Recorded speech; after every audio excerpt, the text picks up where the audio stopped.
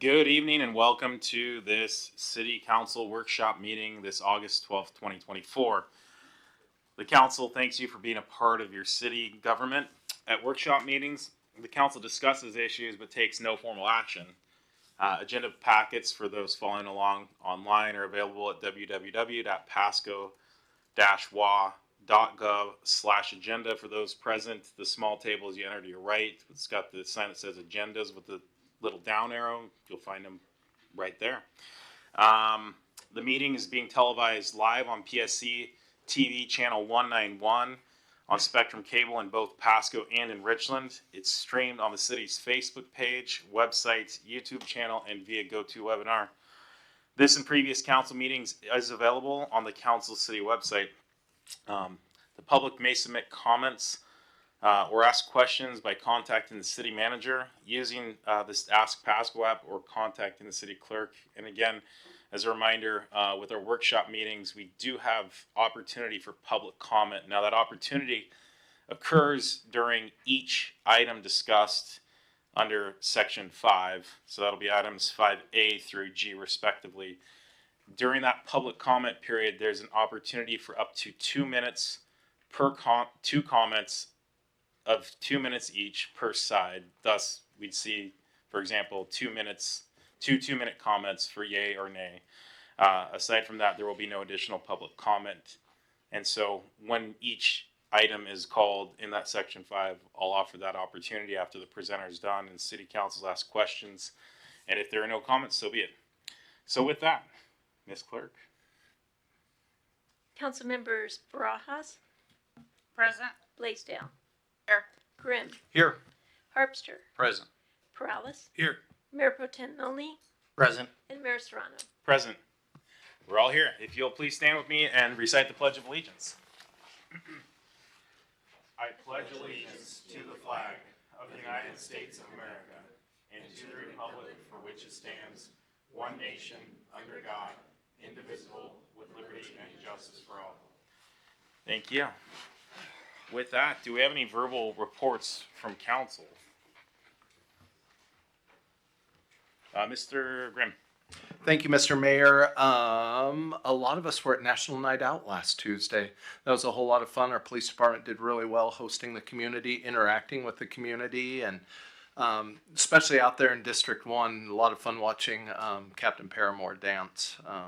Wish I had those moves, but yeah, that was a lot of fun. And on Thursday, I attended our regular scheduled Benton Franklin Transit meeting where we held a public hearing for the 2024 to 2030 transit development plan. And then we also looked at the performance report, the long range plan through 2050, and then we are there. We as an executive board granted the interim executive director, our legal counsel, to begin bargaining with a new executive director for Benton Franklin Transit. So kind of a full meeting, but it was good. We did get a lot of stuff accomplished. So anyways, thank you. Thank you, Mr. Grimm. Mr. Mayor Pro Tem Milne. Thank you, Mayor. Yeah, I also attended the National Night Out. Very good food, and was glad to see so much of the community out there. I also did attend the Benton Franklin Transit meeting. Very lively. I just kind of curious on how they were, and I was surprised on how lively it was. But the best thing I did last week was I did attend the Syngenta grand opening for their vegetable seeds. And I think what makes this unusual is that it's the only plant in the world where they do large seeds and small seeds, but it's like 99%, 99% basically that it will grow into a plant. It's top-notch seeds, top-notch facility, automated. They have 56 workers. The presentation was very good. I mean, it was in-depth on how they do it, whether it's lacquer or other stuff they do, but they showed how they get a thing of seeds and make it a perfect seed. So that was really good, and I was honored to give a presentation along with them, and there was other people from other countries there giving their presentations as well. And then today I did attend the chamber lunch, and we had a presentation by Director Fun, which was probably one of the best presentations I've seen at the chamber. Not to throw the other guys under the bus, but it was very funny. It was really good, and of course we had a lot of city staff, Adam Lincoln, Angela, anyway, we had it was a good time, so I was glad to be part of that. Thank you, Mr. Milne. Seeing no further lights, we'll move on to item 5. Again, this is the items for discussion and with the limited opportunity for public comment. Again, I don't think I need to recite the rules aside from two 2-minute comments per side and the real quick breakdown. So with that, we're going to move on to item 5A. And that's a presentation, the Benton County Recovery Coalition and 911 funding for Franklin County. Looks like Mr. City Manager is going to kick us off, or just the sheriff. Somehow we're going to see a wrestling match here. No wrestling match. Okay. I'll lose. I'll lose. Sheriff Raymond had reached out to provide some information to the city council, and he's here tonight with a presentation, and just happy to have him here. So thanks, Sheriff. Sheriff, the mic's the gray button somewhere on the bottom of the stand. You got it. And now it says red. Is that right? Okay. Well, first of all, let me thank you for giving me a little bit of time to speak to you on really what's two very important community topics that are underway right now that have come to attention of a lot of people in Franklin County, Kennels, the city of Pasco, and so on. We'll start with the Benton County Recovery Coalition, or what's now today being referred to as the Columbia Valley Center. That's not working. Columbia Valley Center for Recovery. Back in 2009, 2010, the city of Pasco, all the other cities in the Tri-Cities began to see an upward surge of crime, building back up again in our communities, homeless starting to present itself, and severe substance abuse problems in all of our communities. At the time, I was a captain for the Pasco Police Department, and I was summoned to Gary Crutchfield's office along with my chief, Chief Dennis Austin, who gave me an assignment. They said that I was going to sit on a Tri-City-wide group of EMS workers, police, public service workers, and so on, to figure out how it is we could develop a one-stop recovery center so that police officers, fire, didn't have to automatically take people to jail because of nowhere else to send them. And the problem with sending people to jail is just got to read the paper, and you'll see where we put people in our jail systems and some of them die in there, which is expensive for all of us when those things occur. So the problems continued and continued. In 2015, I took office as per sheriff. I was asked to hang on to this assignment, the Recovery Coalition, and the city of Pasco was going to start looking at other alternatives to just the one-stop program, which turned out to be, I'll come up with the name as we come along. So I still stayed on this. I was, at that time, I'm going the wrong way here. At that time, I was on what they call the 509 Recovery Coalition Board, which is a non-voting board. In 2018, the one-stop concept really took off. So what happened is we started talking about taxes, mental health taxes, and ways we could find sustainable resources to build our own center here in the Tri-Cities. And that's actually starting to come to realization. And at that time, because I wanted to stay involved, I stepped down off the recovery board. I got to quit pushing the wrong button here. I stepped down off the recovery board, the directors, and today that board consists of these names you see here. Some of them are obviously community members here in Pasco.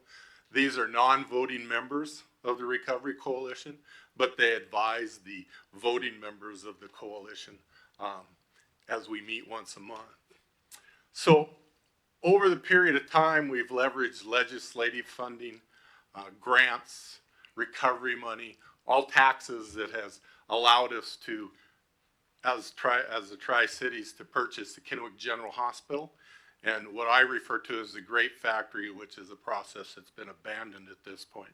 So everything's going to be focused around the KGH campus, hospital campus. There'll be a one-stop there where officers and emergency personnel can bring people to the center get them checked in, and then drive away and leave it up to the professionals to do it. It has the capability of being over 400 beds, obviously, in the facility, but in its opening phases, there'll be like 12 one-stop beds to introduce them for EMS to introduce them into the hospital to try to get help. This is our current advisory board.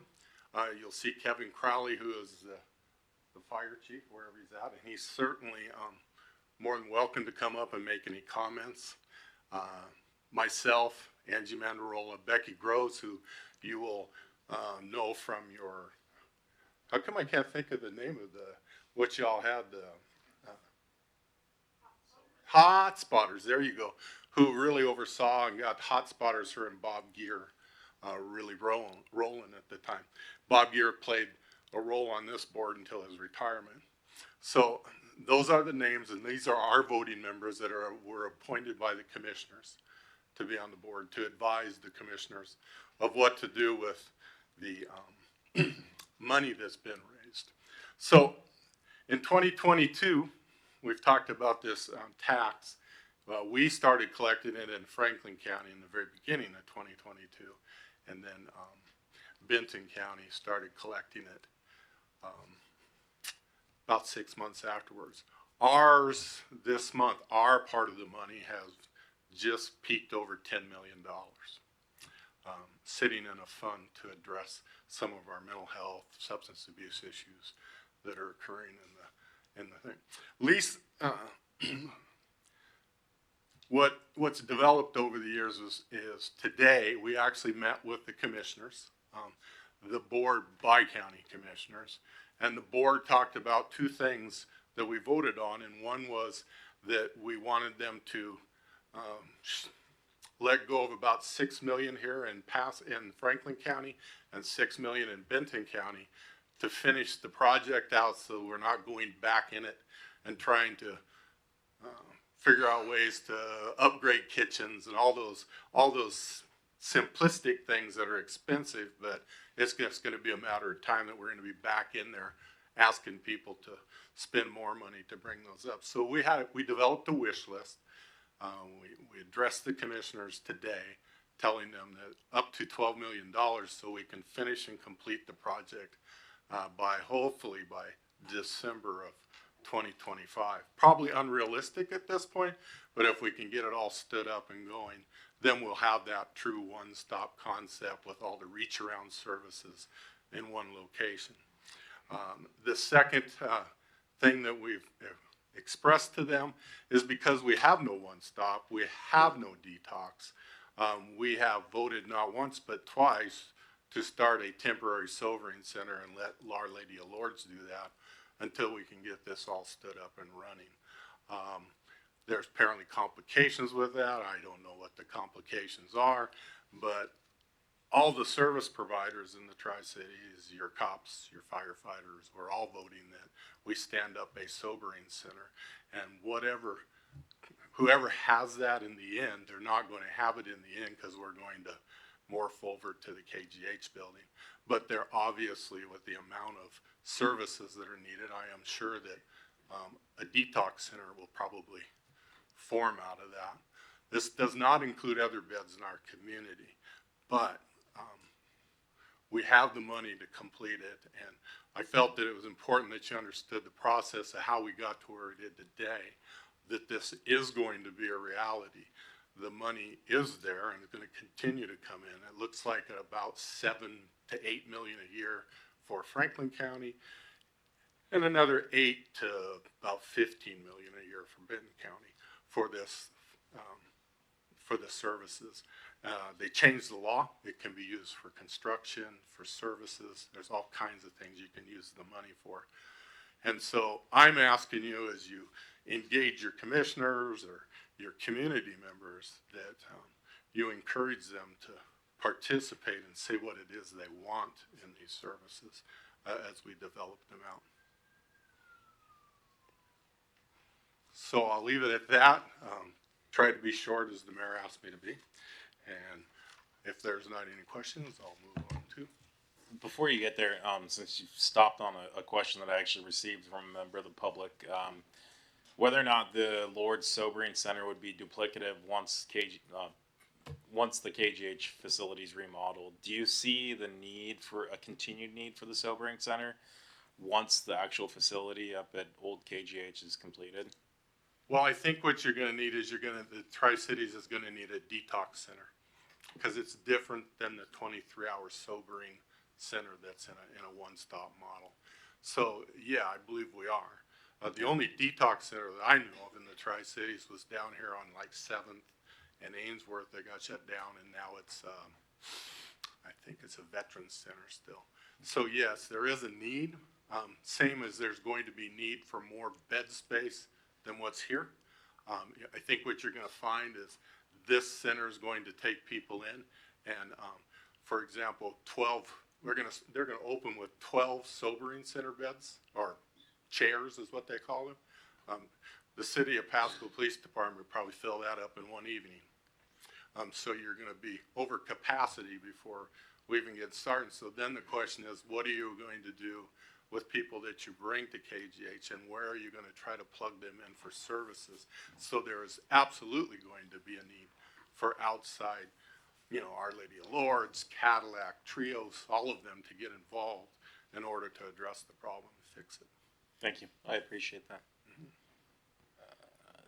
Mr. Perales. I'll be quick, Mayor. It just seems like there's too many moving parts and there's too many entities. I mean, is there a master plan? I mean, it seems like we could probably, that KGH campus could house a lot of this stuff. Is that something that's in the cards? There is a master plan. It's available. I can give you a copy of it. It's about this thick. The master plan's been in place for quite some time. And then, of course, in that master plan is all the services that have to be addressed. This truly will be a hospital type of setting, so Medicare, Medicaid, all of those type of things will come into play. There'll be treatment beds for, substance abuse and so on, for mental illness and so on and so on. So it's going to do a lot of things. It is the model that's acceptable in this country right now. We're not going to be the first, but we're trying to refine it the best we can so we get the biggest bang for our buck. So just to clarify, there's the Benton County Recovery Coalition, That's correct? and there's the Benton Franklin Behavioral Health Advisory Committee. Correct. So They're those are two non-voting. Two Non-voting. different, yeah.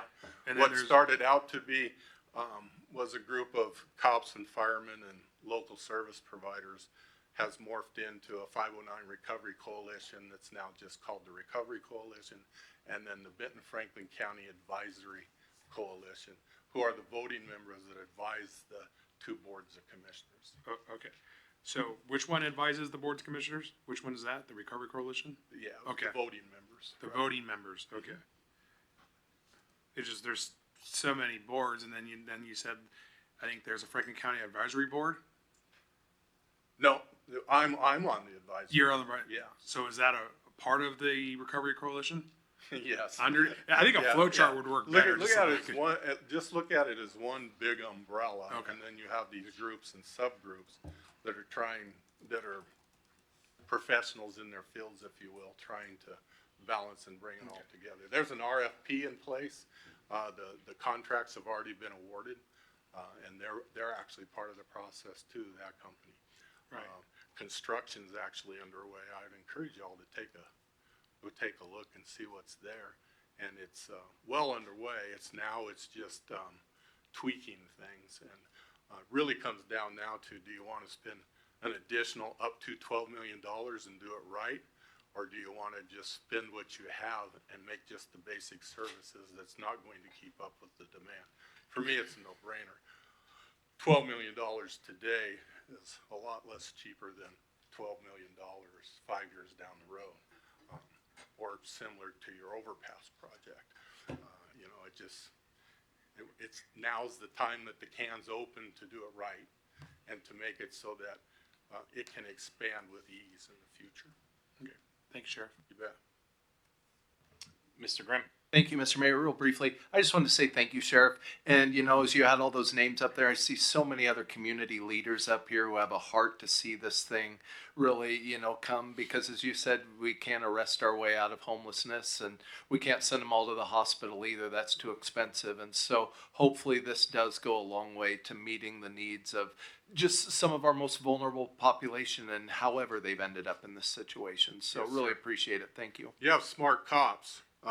Your cops, when they encounter people like this, these are my words, so don't take them literally, but cops know how to manipulate people where they need to be for the right reasons, and they will talk people into going to the recovery, to go over to the center versus taking them to jail. Now, there might be some bartering going on, but bartering's, it's a part of good police work. Thank you, Mr. Grimm. Ms. Ross. Thank you, Mayor. Thank you for presenting and bringing this forward. I was at one point part of the 509 recovery. There were several people on there that I do recall. There's been so many changes. You just showed us that. In your ask, other than engaging the community, engaging with the commissioners, how else can we make sure that we get this center soon? Well, when you're asked to be a part of some of the fundraising efforts with the 509 Recovery Center, for example, they just raised $500,000 to build a gym and an exercise center inside the facility. It's those type of things that the community can be really helpful with. The state money's there, all those, the actual hard financial things, it's just there. It's just how we manage it and how we speak up and say what it is our communities want. Because it is everybody's communities. It's like I was talking to the commissioners today. Legislative appropriations, it's tax money. Grant money is tax money. American Recovery Funds is tax money. The 0.2% that's being collected is tax money. Therefore, all these buildings and all these services belong to the people, not an entity. Anybody else, it belongs to the people, and we are just all hopefully empowered to make sure that we're utilizing those resources appropriately. Thank you. Thank you. With that, Sheriff, I'd like to move on to your second part of your presentation, or your second presentation, however we want to call that. Okay. Thank you. Again, let me give you kind of a segue into this problem. So for 2+ decades as a Pasco police officer, I never had the ability to speak with my law enforcement officers across the river when we had critical events. We were designated to trying to tune in a scanner to hear what was going on in Kennewick, but we could not talk back and forth. Okay. When I left the Pasco Police Department, we had that same problem. We could not talk with law enforcement. The biggest problem is that 800 was put in on the Benton County side of the river, 800 megahertz radio equipment by the federal government. They saw fit that Franklin County didn't need 800 megahertz, and so that started the separation and the divide. It became obvious when I got elected that somehow we were going to have to figure out how to connect our law enforcement together throughout the Tri-Cities after a series of things that took place, like a Kennewick officer being shot at in the middle of a park in Pasco and no one even knowing it was occurring.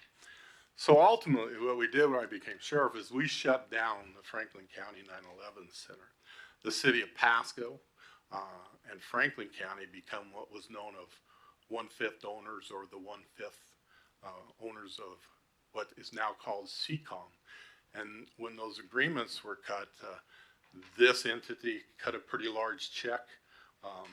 Franklin County cut a pretty large check with an overall goal of we were going to build a standalone, warm, redundant dispatch center because the Tri-Cities does not have a backup dispatch center. If we lose our one dispatch center, then we basically lose all communications. And that we were going to try to put that in a dry redundant system. So in other words, you have a fire, it's dry materials that are going to put the fires out.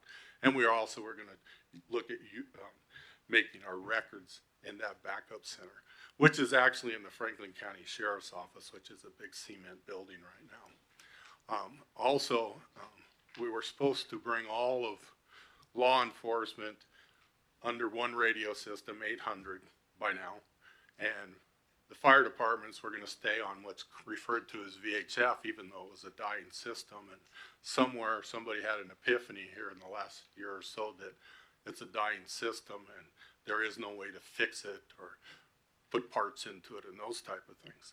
So we've moved along since 2018 and haven't made those advances, which is a standalone CCOM, Public Facilities District CCOM, a warm, redundant radio dispatch center and EOC center here in Franklin County as the backup, equipping about 1,500 radios in patrol cars and on officers' hips and firemen's hips and volunteer firemen's hips across the entire county. And the list goes on. And so what we do is we live day by day now, at least when you get north of the city, as our radio systems are going to work. And if I took you out on a drive, I'd get you to about Burr Canyon, and then you would see where there is no radio for law enforcement in the 800 environment right now. It just goes dead. The spots of all the identifiable spots have come about for that. But in the meantime, we have never, through this whole process, identified a funding source other than our E911 taxes that goes all towards, our PSAPs and those type of things. So what we're faced with today is we have an infrastructure that's in decline. In fact, to be reality, it's going to die. The rural areas in Franklin County, to include Connell, there's just dead zones all over the place. It's an urgent matter now. The decision has now been made to go to 800 megahertz for police and fire. That works for everybody, to include Pasco Fire and Kennewick Fire and Richland Fire, because they're in that radius 800 area where they can actually pick up that 800. It doesn't work for Connell Fire. It doesn't work for the Connell Police Department. It doesn't work for all the volunteers up north, et cetera, and it definitely doesn't work for the Franklin County Sheriff's Office or our corrections facility that houses anywhere from 250 inmates to 300, depending on the day, with 6 deputies that have to rely on radio service in order to communicate in and out of the jail facility. So the discussions have been, how do you find the resources? Some of us have hammered our commissioners hard to say, well, it's time to put up a communication sales tax. And ultimately, we've come back and forth as the county doesn't have $30 million because it's going to cost this entire side of the river anywhere from $18 million to $30 million to build a robust back system of 800 for all of our EMS and personnel and so on. And so I think it was last week, the commissioners voted to put it on a ballot and send it to the voters to decide. I'm for that, obviously. I've been pretty outspoken about that.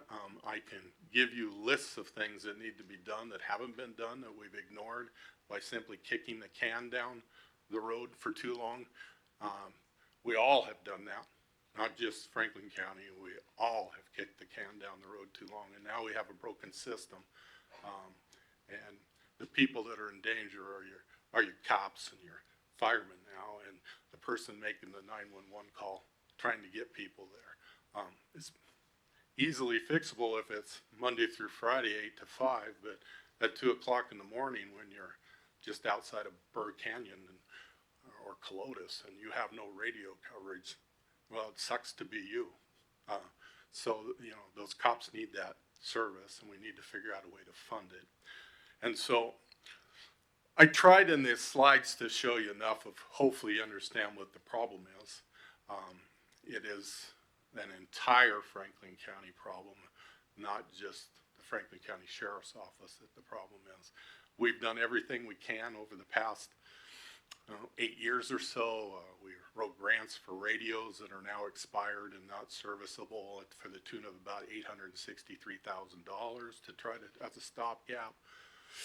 We've cut the services as far as service fees for calls for service. We've done everything we can to make it as economical as we can, but it's broken. We need to fix it. So that's what I was hoping to express to you, that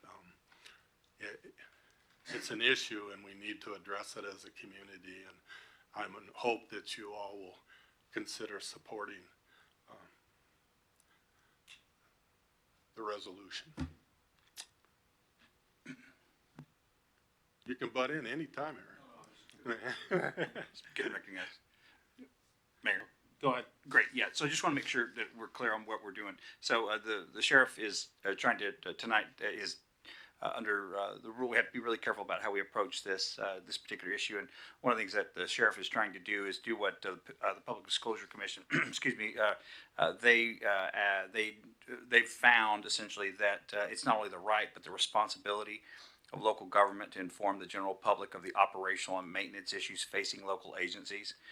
This includes informing the community of the needs of the agency that the community may not realize exist. Local governments may expend funds for the purpose of provided the preparation, distribution of information is not for the purpose of influencing the outcome of the election. So what the sheriff is trying to do tonight is make sure that he's informing the council and the public about what the problem is, what the needs are out there.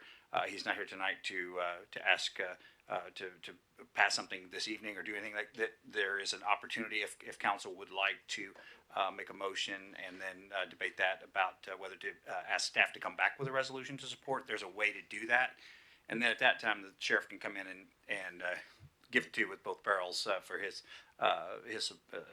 viewpoint on it. But at this point, really, what the sheriff's trying to do is just make sure that council and the public are aware of what the problem is, the needs are, and I think at this point, it would be up to the council to decide whether they wanted to make a motion to ask staff to come back with a resolution. Go ahead, Sheriff. Good? Yeah, no, we're good. Okay. I think we got lots more information. I didn't know if you. Oh, wanted no, Okay. I just kind of tried to Yeah, no, I go see over the highlights of the presentations, yeah. costs and. Yeah, and there's two different taxes. There's a communication tax, and then of course there's the E911 tax, which we all pay for already, like in cell phones and all those type of things.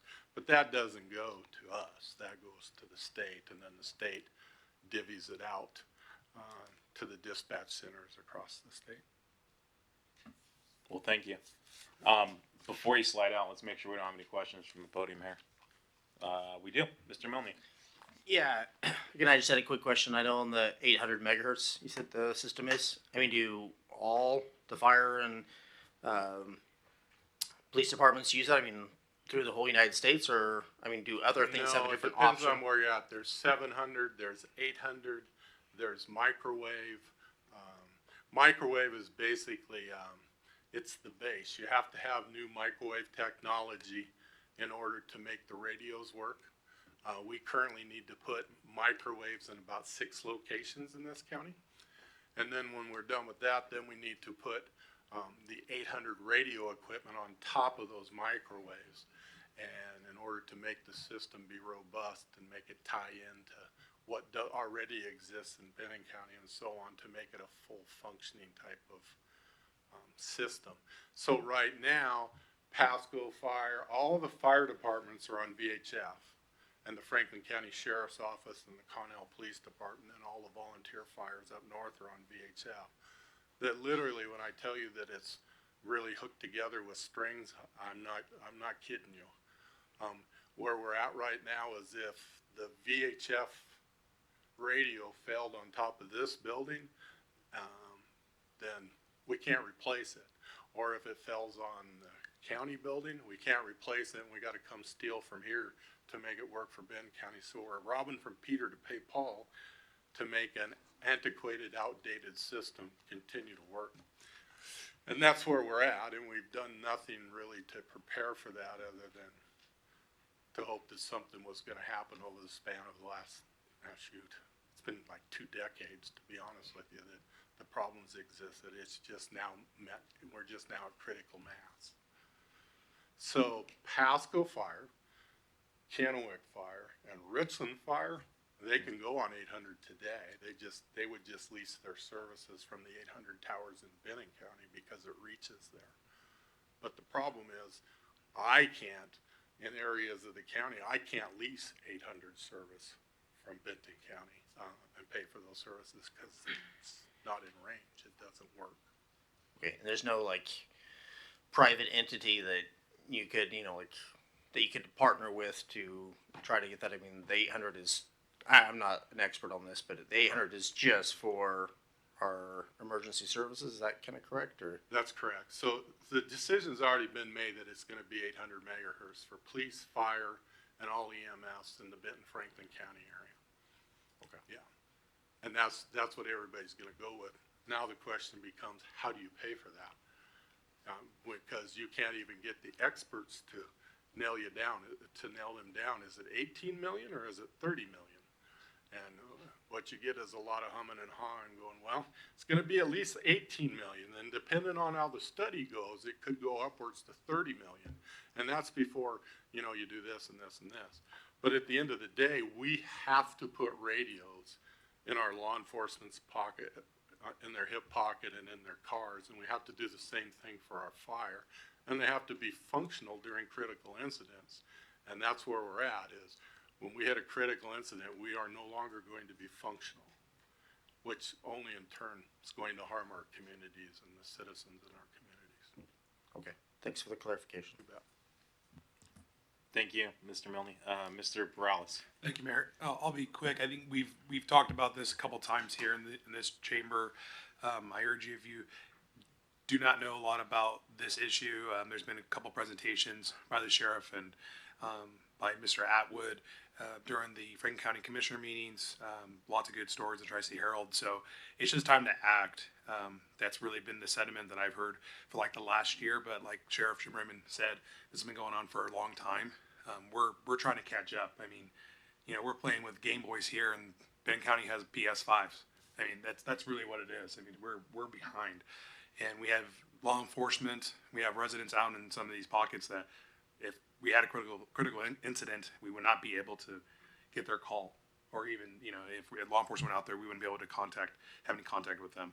I've expressed I would like this body to support a resolution backing this sales tax increase. We are, Pasco is part of Franklin County, and I think we need to support our law enforcement and our resident safety. So I would urge this body to hopefully we can all come together and tell our staff to present a resolution here in the next coming weeks that we can support. Thank you. Thank you, Mr. Morales. Ms. Blaisdell. I agree with what Leo was saying, but I do have a question. If we get all the money and we upgrade the systems, how long before we'll have to do it again? Well, if you keep the communications tax money, then you have a sustainable funding where you can keep addressing the issues on a yearly basis. So what you have to start out with, just so you understand, is radios for all the police, all the firemen. That's a big cost. Usually about 10 grand, 8 to 10 grand a unit. So if you figure you need 1,500 of them, you can start doing the math, and so on. And each tower or unit where you're putting a microwave and stuff, you hear anywhere from $25,000 to $1 million for each one of them. So it's going to be an ongoing thing, and you're not going to fix it all at once, but you're going to have enough funding where you can spread that funding out, ultimately that you build out a professional, well-ticking organization and all the equipment they need to make it tick. And then eventually the overall goal is then we offset calls for service. And so in other words, if Pasco has 100,000 calls for service and Pasco's generating X amount of dollars, then eventually that's going to relieve the citizenry of some of those hard fixed costs if we can get down the road to there. So everywhere that this has been ran, and I guess if I get charged $300 for speaking out of turn, I'll go down to the bank. But it's passed, I can't tell you of a community that it hasn't passed in. And in this year alone, there's 3 different counties where it's passed. Cause most of the counties are facing the same thing. So Eric, you said that we would have to basically ask staff for a resolution. So yeah, the process would be, there is an exception to this body being able to debate the issue, essentially discuss it and support or oppose that. And that one exception allows for, at an open public meeting, the members of an elected legislative body can to express a collective decision or to actually vote upon a motion to support, but there's some requirements about timing in terms of notice to the community so they can come out, and then also it has to be there has to be time allowed for opposing viewpoints for or against. So it's a pretty formal process. So what staff really needs at this point is just I would recommend a motion. And if the council wants to pass a motion to direct staff to draft that resolution and then come back, we can make sure that gets properly noticed. The city clerk and I can work together to make sure that gets properly noticed, and we can go from there. But that would require an initial action by this body to have us draft the resolution. So, can I explain what the commissioners voted on to do? If you can do that in a way that doesn't support or oppose the tax. Oh, yeah. It doesn't support or oppose. They voted 3-0 to put the communications tax on November's ballot for 2/10, and then at the end of 36 months to roll it back to 1/10. Without having to go back to the voters. Thank you. Oh, wait, Councilman Perales. Thank you, Mayor. I was gonna go ahead and just make a motion to direct staff to draft a resolution, and then we can have the company process to debate this. Thank you. Second. Do we want to we do have opportunity for public comment. Do we want to do that before the motion, or? In this particular case, you have to offer public comment anytime final action is taken, but you could not take comment on supporting or opposing. You could Correct. the comment could only be related to whether you direct staff to draft a motion. Right, but we have public comment for the Sure. noticed issue, which is the discussion of the issue. I just question whether we want to let Well- that occur and then make this motion, but then we'd have to, I guess we can take action on this. Well, I think at this point, the motion's been made, it's been seconded. Yeah. So We at this either need to close it out or. or I think you could, since council has discussed it, you could also open it up for public comment before a vote. Only related to Right. sending it to staff. I guess in this case, since the motion's been made and seconded, let's go ahead and take the vote, and then we'll open the other part of the issue for public comment. Well, I think that would defeat the purpose of the change to the OPMA law that would require us to actually even take public comment on items that were final action. Unfortunately, and if the council voted on it, that would be the final action. So I think it would have to So precede. you're suggesting we take public comment on the motion or public comment on the presentation or both? Only on the motion. Okay. So at this point, we do have our 2 minutes pro or con on this motion to direct staff to draft a resolution. Is that, you said in support of the tax? Is that correct? So up to 2 comments, 2 minutes per side. Going once. Going twice. Going a third time. Okay, public comment on that issue is closed. Now we're to action, correct? I guess, do we have any comments from council on that motion? Just to clarify, I mean, I'm pretty 100%, but I want to be, I'm 99%, but I want to be 100%. So this is just, you guys are going to put a thing. It's not like if I vote yes, I'm not supporting it, but it's just that we're going to have a discussion at a later time. That's correct. Yeah, that we'll get a motion that we'll discuss whenever. That's right. Do you want a date certain? Staff? Couldn't I hurt. mean, Yeah, like- yeah, that's probably helpful. Can you amend that and give them a time frame, Leo?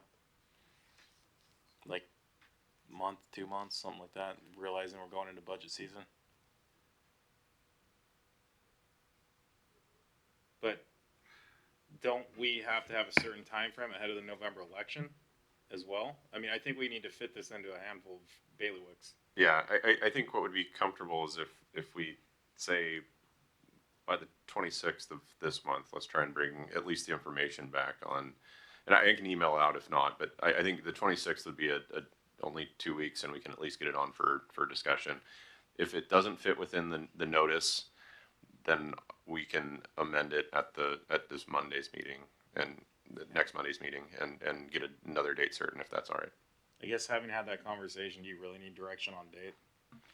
No, I Not don't think we really. do. And Yeah. the statute's a little wonky, but it basically says that the council can take this action to express a collective decision or to actually vote upon a motion to support, oppose, blah, blah, blah, so long as any required notice of the meeting includes the title and number of the ballot proposition. So that would mean typical standard notice for meetings. So in other words, it couldn't go on tonight because it wasn't on our agenda. It wasn't how we normally notice the meeting. So I don't think it's any extra special notice that's required, like a 10-day public hearing kind of aspect. But so we should be fine. It's not going to be Okay. too arduous. Sounds good. Well, then with that, Ms. Clerk, can you do a roll call vote on this one? All right. Councilmember Barajas. Yes. Councilmember Blaisdell. Yes. Councilmember Grimm. Yes. Councilmember Harpster. Yes. Councilmember Perales. Yes. Mayor Pro Tem Milne. I guess yes. And Mayor Serrano. Yes. Great. Passes So unanimously. go ahead. Thank you. Passes unanimously. So with that, in a couple weeks, we'll have information or resolution on this issue, or draft resolution in support. Thank you, Sheriff, for your time. With that, we'll move on to item B, which is presentation, a Columbia River shoreline reconveyance update, and it looks like Director Rice is going to kick it off for Mr. Dye and Mr. Replog, or some combination thereof. Yeah, thank you, Mayor and Council.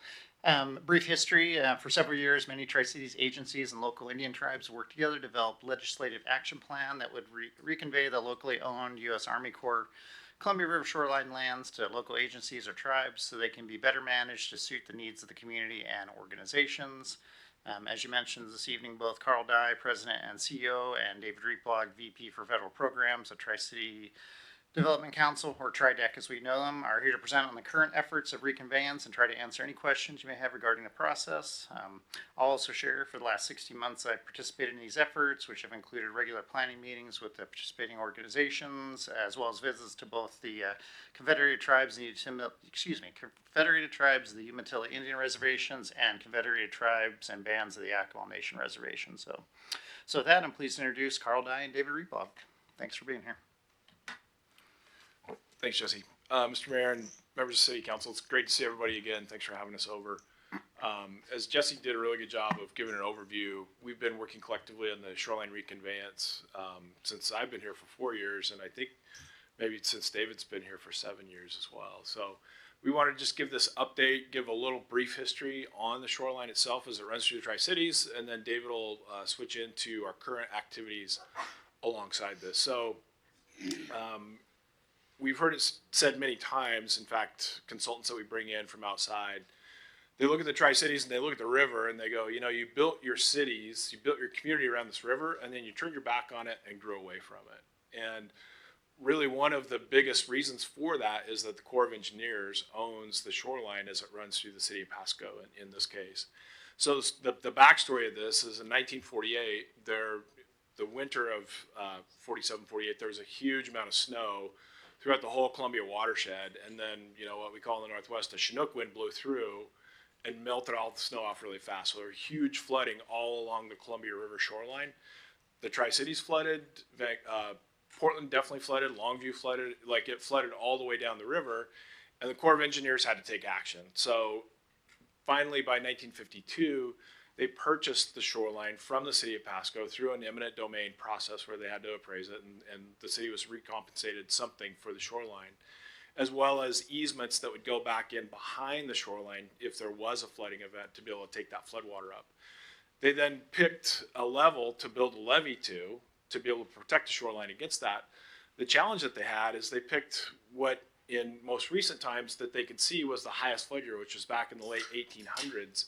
And so they built the levees 8 feet above that super high, flood level. And those are essentially the levees that we have today. Although over the intervening years, there has been some lowering of the levees, working, cooperatively between the city and the Corps of Engineers. They're a little bit lower, but they're still really a hindrance to just access to the river. How we go about that. David's got some maps where he'll get into detail about the shoreline parcels that the city of Pasco has asked to get back. And so fast forward to 1995, 1996, Doc Hastings introduced language in the WRDA bill, which David will give you the meaning of that acronym. I know it's WATER is the first one, WRDA, W-R-D-A, bill that basically directed the Corps to give the shoreline back to all of the local cities. And, the meaning history, in the meantime, some of the parks, like the parks here in Pasco that have been built up, were managed by different entities. And essentially, from our perspective, from the community perspective, City of Pasco and some of your other city partners have invested millions of dollars a year in maintaining these parks, but you don't own the land that's underneath it. And so just even, effective maintenance that Jesse and his team do for your parks in the city of Pasco, there is this reason to be able to get the land back. For our community, to be able to have the land back, to be able to work with the shoreline, make it more accessible, even do things like shoreline re-enhancement or things like that are some things that are opportunities for the city as we go forward. But the first step, of course, is being able to get the shoreline back. So I'll turn it over to David and he'll give you some more information directly on the city of Pasco property. Yeah, again, good evening, council members. Thank you for having us here. And I want to, preface my remarks too with, as we talk about moving forward and eventually, hopefully, transferring ownership of the shoreline land back to the local governments, the purpose, the real reason to do all of this is really just to enhance public use and enjoyment of the shoreline. That is really kind of the basis, the underlying premise for this entire effort. As Carl mentioned, this has been an issue that's sort of been ongoing for well over half a century now. Another kind of interesting thing that happened in Kennewick at Columbia Park back in the 80s, Benton County ran Columbia Park and it got to a point where, as Carl referenced again, the local governments ended up spending a significant amount of resources to do the maintenance and operations of the park, and it's for very good reason because it's for public enjoyment. And all you have to do is drive around any of our parks on a weekend and you see that they are being very well used. But Benton County couldn't afford it anymore. And so they went to the Corps and basically told them that, and the Corps said that, well, if you guys don't do it, don't take care of it, or somebody doesn't take care of it, we're just going to padlock the parks. They're going to have to close down Columbia Park. And so at that point, the city of Kennewick took it over and has been operating the park with a lease through a lease with the Corps since then. In 1996, the WRDA bill, the Water Resources Development Act, included language that Doc Hastings, former Congressman Hastings, put in there that authorized the Corps of Engineers to transfer ownership of the shoreline land to the local governments. What it didn't do, though, is provide a mechanism for the local governments to either not have to pay to do all of the regulatory requirements or shorten that process, reduce those requirements. And so, although the Corps is authorized to transfer that land, any local government that might want to do that is required to go through the National Environmental Protection Act, the National Historic Preservation Act, and any number of other federal requirements before that would be transferred. One example, and there's only one example really, the city of Kennewick has been working for well over 10 years now to transfer a 70-acre parcel of land, and they're now just about at the end of that, but it's been, again, a 10-plus year process. It's cost them several $100,000 that they've had to pay the Corps to do much of this work. And it's almost there, but when you extrapolate that to the entire shoreline around the entire Tri-Cities, that's just untenable. There's no way that all the local governments could come up with that sort of resources, or take that kind of time to transfer it through that mechanism. And so what we've been working on, especially in the last 5 years or so, is to develop legislation working in partnership with the tribes, the Yakama Nation and the Umatilla tribe, to transfer ownership back to the local governments, and also potentially some small portions that would be transferred directly to the tribes as well. The treaties that the two tribes signed with the federal government in 1855, essentially the Franklin County side is the ceded territory, ceded part of the reservation, meaning it's not the active, the reservation, but it was ceded by the tribe to the federal government in 1855. And so the ceded part, or Franklin County side, including Pasco, is the Yakama Nation ceded territory, and the Benton County side is the Umatillas ceded territory. And so what we've been working on, and I should maybe take a step back and say that the local governments that have been involved in this have been the city of Pasco, the city of Kennewick, city of Richland, city of Kennewick, the port of Pasco, and Franklin County. So all of the local governments that have a significant presence on the shoreline. And so through this last 5 years, we've really been working with the tribes to really kind of develop a framework right now, and keeping in mind too that this shoreline is has significant history and cultural resources for the tribes. It's very, very important for the tribes. One example is that the Columbia Park in Kennewick is where the Kennewick man was found. And so for them, they have an understanding and have a long track record of working with the federal government to ensure protection of those cultural resources, natural resources, that sort of thing. And they also have an understanding of what the treaty rights that the treaties have maintained mean, which includes access for hunting, fishing, gathering, those sorts of things. And so the one of the fundamental priorities for the tribes has been that they know how it works with the federal agency, with the Army Corps. If this is transferred out of federal ownership, then they want to ensure that those same rights and privileges that they have will be maintained into perpetuity, even if it's no longer in federal ownership. And I think on the local government side, as Carl said, there's a fundamental, it just seems better if you are paying to make millions of dollars a year between all the local governments to invest in land that you actually own rather than land that you're leasing. But also it does open the door for the ability to do some kind of responsible development, adding more amenities that, again, with the focus on enhancing public use and public access and public enjoyment of the land. And also sometimes, and I'm sure that Jesse could speak to this as well, but there are occasions where you have just a broken water line or a sign that needs to be repaired or a tree that needs to be trimmed or something like that.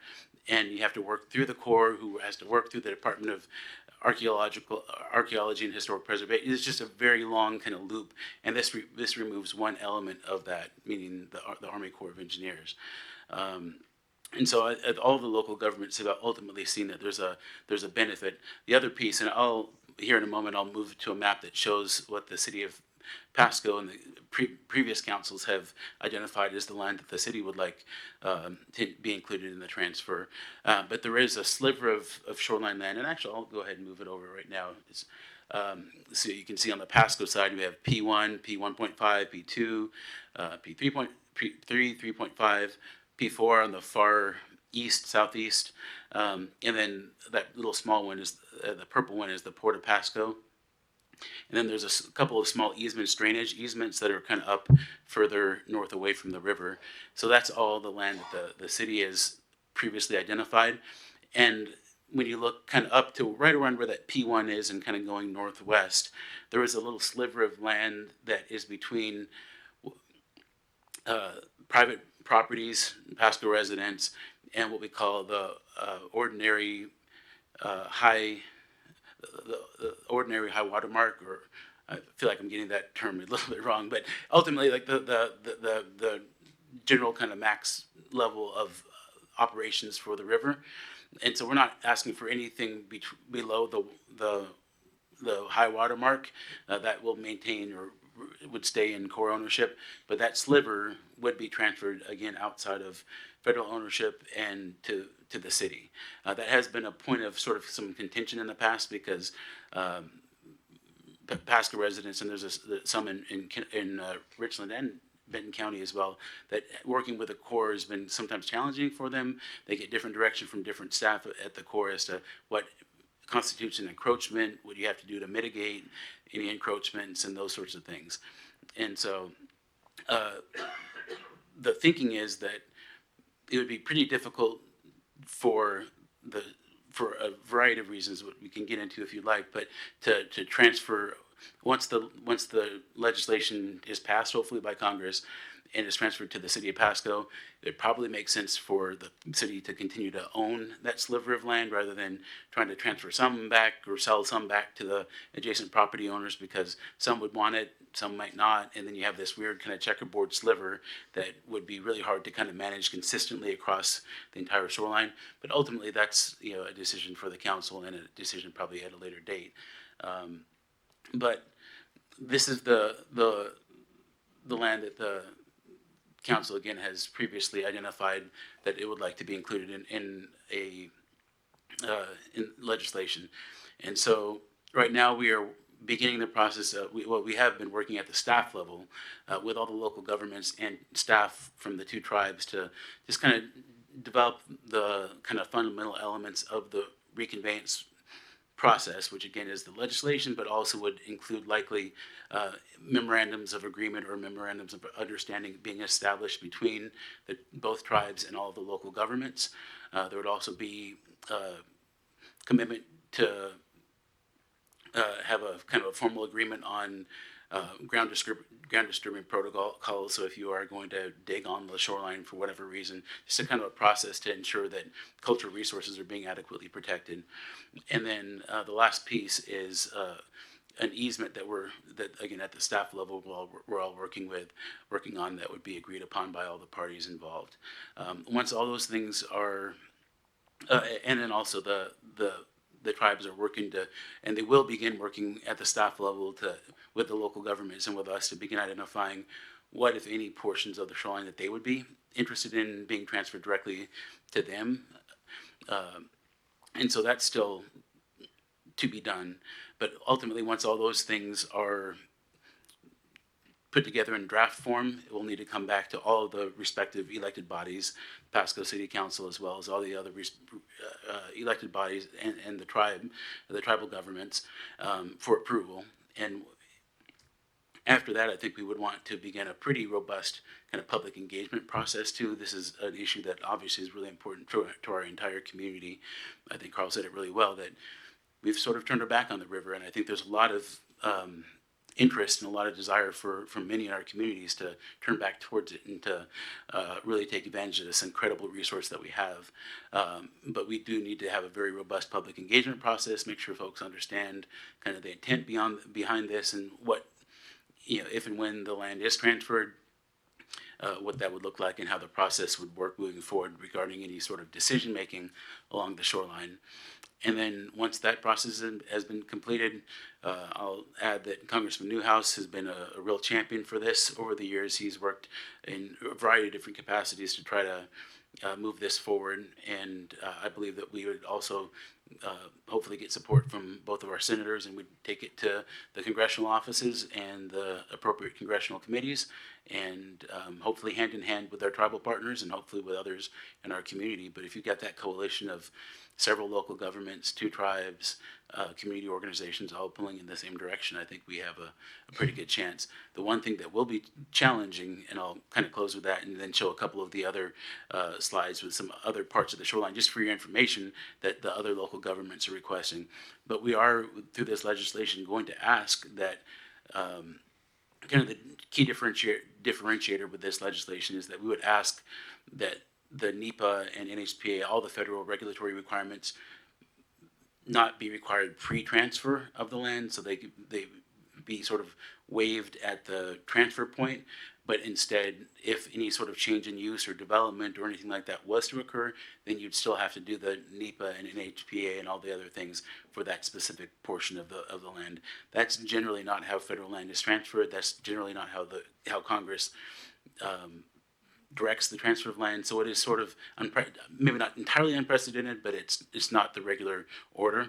And so, but that's the key element. Like, without that, we already have the authorization. It's just too burdensome to actually transfer the land. And so, that's why having this coalition together is so important as we go to Congress to move it forward.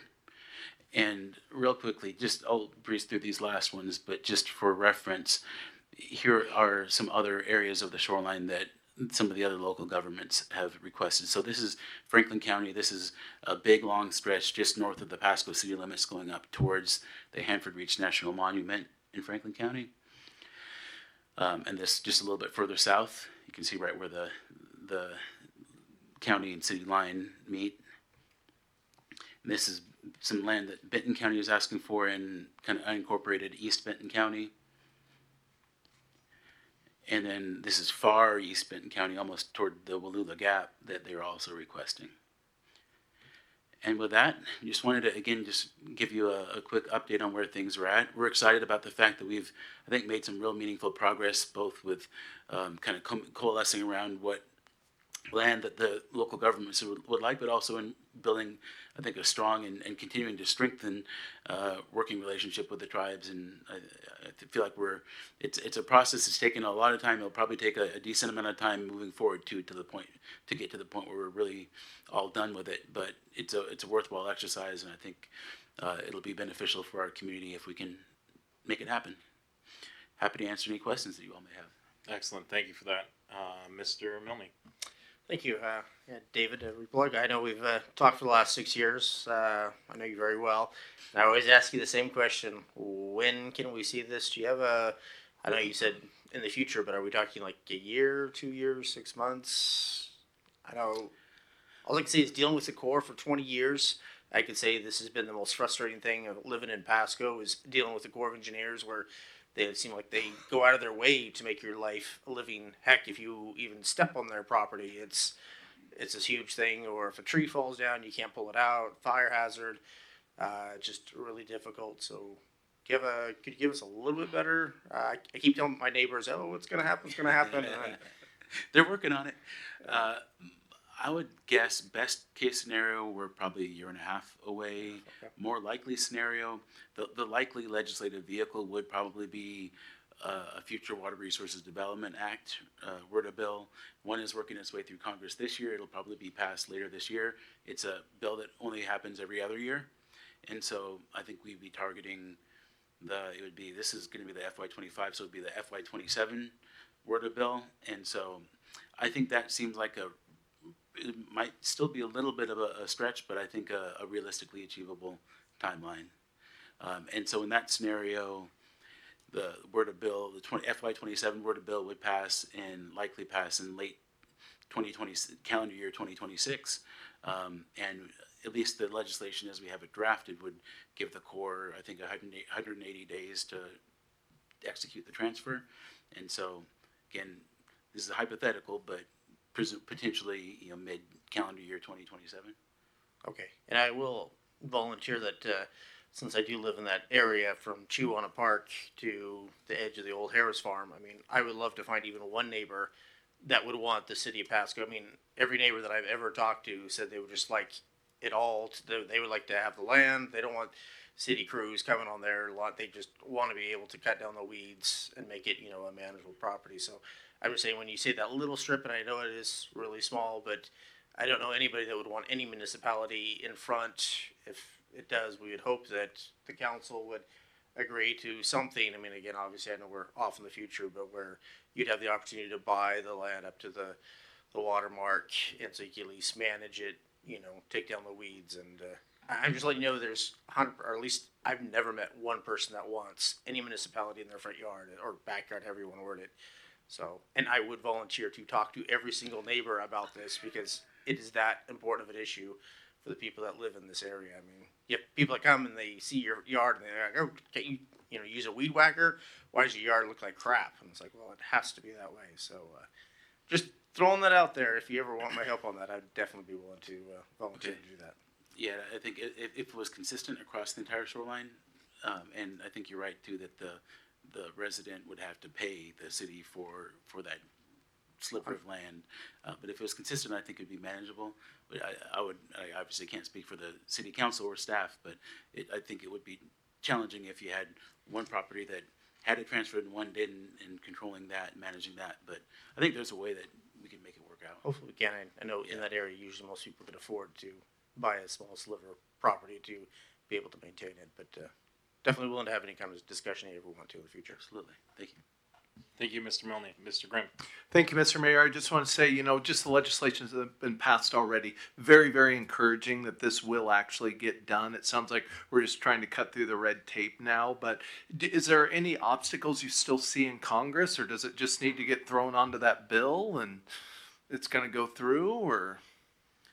I think the obstacle really will be the fact that we're asking them to temporarily waive the National Environmental Protection Act and the National Historical Preservation Act and other regulatory requirements waive them before transfer.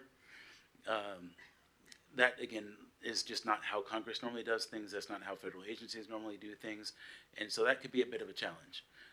But that's something we've talked extensively about with the tribes. They understand the premise and the rationale, and I think given especially how important that cultural resources and natural resources are for them, and the fact that we've identified other mechanisms through this kind of four legs of the stool that I described earlier, to make sure that those things are protected, with the tribes and the local governments and the community broadly on board.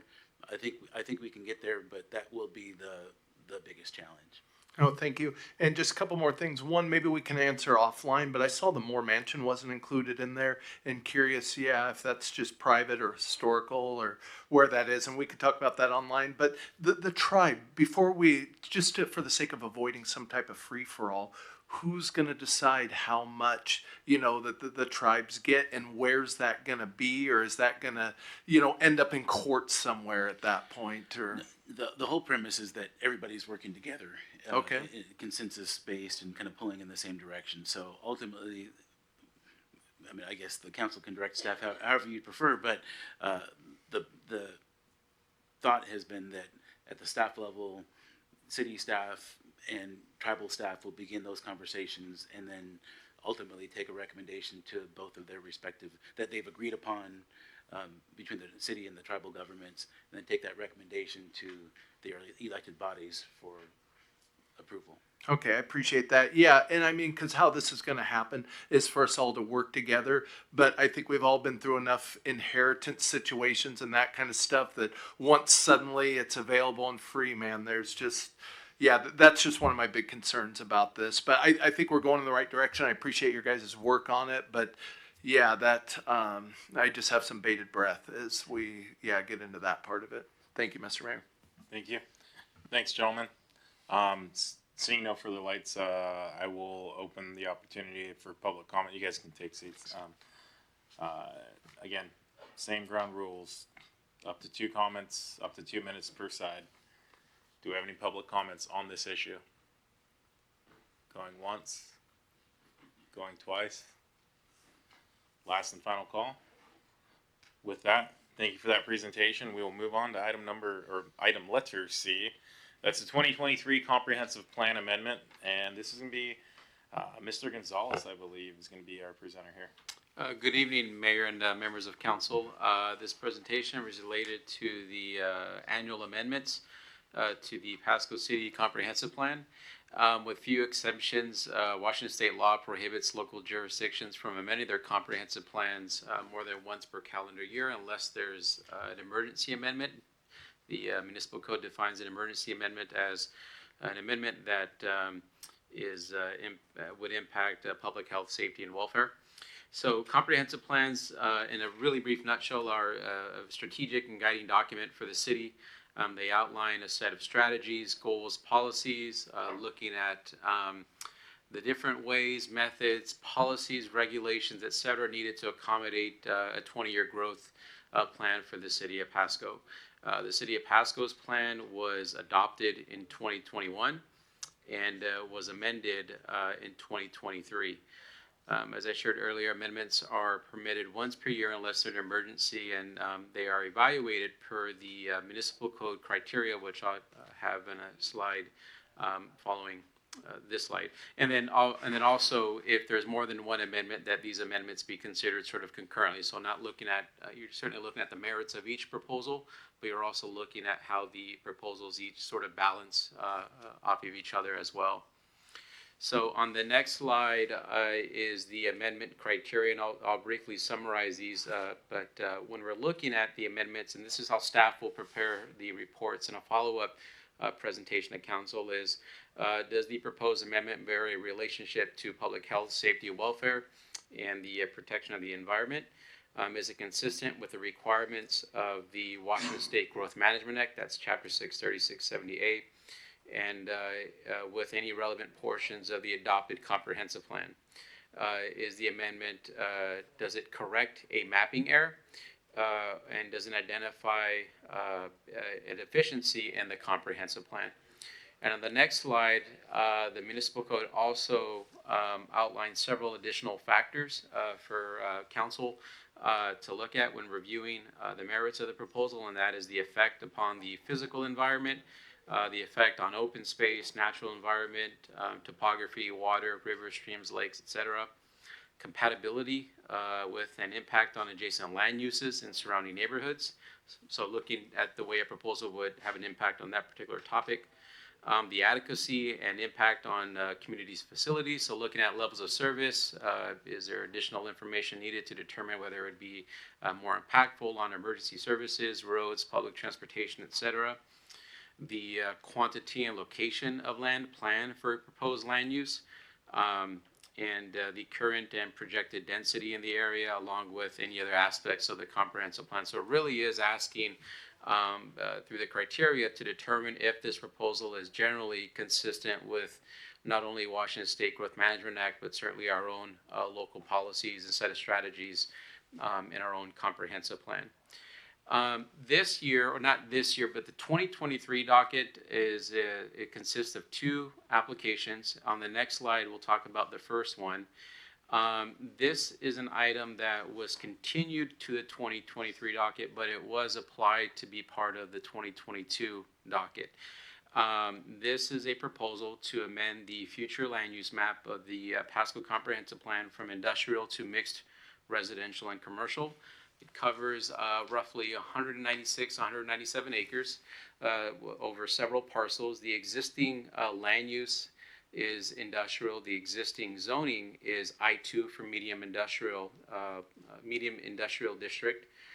It did receive a determination of significance, which is essentially as an environmental impact statement is required. That determination of significance was issued by the city, which is the lead agency, on June 7th, 2022, and the final environmental impact statement was issued just last month in July. And so you can see on the map to the right kind of an overview of the proposal outlined in red. Generally, it's located off of just south of A Street in between Oregon Avenue and South Road 40, surrounded by primarily industrial uses to the south, east and west, and a variety of land uses and current uses to the north, ranging from light commercial to various residential typologies as well. Both the application, the environmental document that answers by the packet is roughly 300 pages. The EIS is attached for council's review, along with the supplemental applications submitted by the applicant are attached to council for you this evening. And on the next slide is the item number 2, and this is a proposed amendment that was applied to be part of the 2023 docket. It is a future land use amendment that's proposing a change from low density residential to mixed residential and commercial land use. The current zoning is RS20. The current land use is low density residential, and it's just under 3 acres. This is located on the southeast on the southeast intersection of Argent and Road 100. A determination of non-significance was issued on June 2023. I do want to reiterate and emphasize that these are non-project actions, so they're simply land use matters. There's no zone change associated with them, and there is no project associated with them. Obviously, there could certainly be a project down the line along with the zone change, depending on what the applicant, the property owner, the proponent of the application wishes to do. But at this point in time, staff is only reviewing these land use amendments based on the criteria adopted in the municipal code, which I just shared, and at the non-project land use level. So in terms of next steps, tonight is just a workshop where staff really wanted to introduce these items for council, along with reintroducing both the comprehensive plan and the criteria adopted by the municipal code. Staff recommends that there's no formal recommendation from staff this evening, but what we do recommend is conducting a public hearing to hear from community members, and then follow that public hearing with a final determination or decision for council on the 2023 docket as a whole. So with that, happy to answer any questions I can for you this evening. A lot of information in the agenda report exhibits for council, and staff is happy to answer anything we can to provide any clarity. Thank you. Thank you, Director Gonzalez. Do you have any questions or comments from council? Mr. Milne. Yeah, since I live in this area as well, I just like to commend the Planning Commission for getting it right, that to change zoning from low density to mixed residential commercial opens the way for stuff that we'd rather not have in our area. I'm not going to get into details, but just give them a big shout out. Thank you for denying it, and I hope that the rest of the council will see it the same way as I do. Thank you, Mr. Milne. Mr. Prowse. Thank you, Mayor. So you're just bringing this, or this is just being presented tonight, and just as for information, when are we being tasked with making a decision on this? Yeah, we would advertise for public hearing, which requires at least a 14-day notice, and then following that public hearing, we can have recommendations ready for council at that date, or come back at the next meeting for a formal decision by council. We need to have a 14-day public notice first before having that meeting?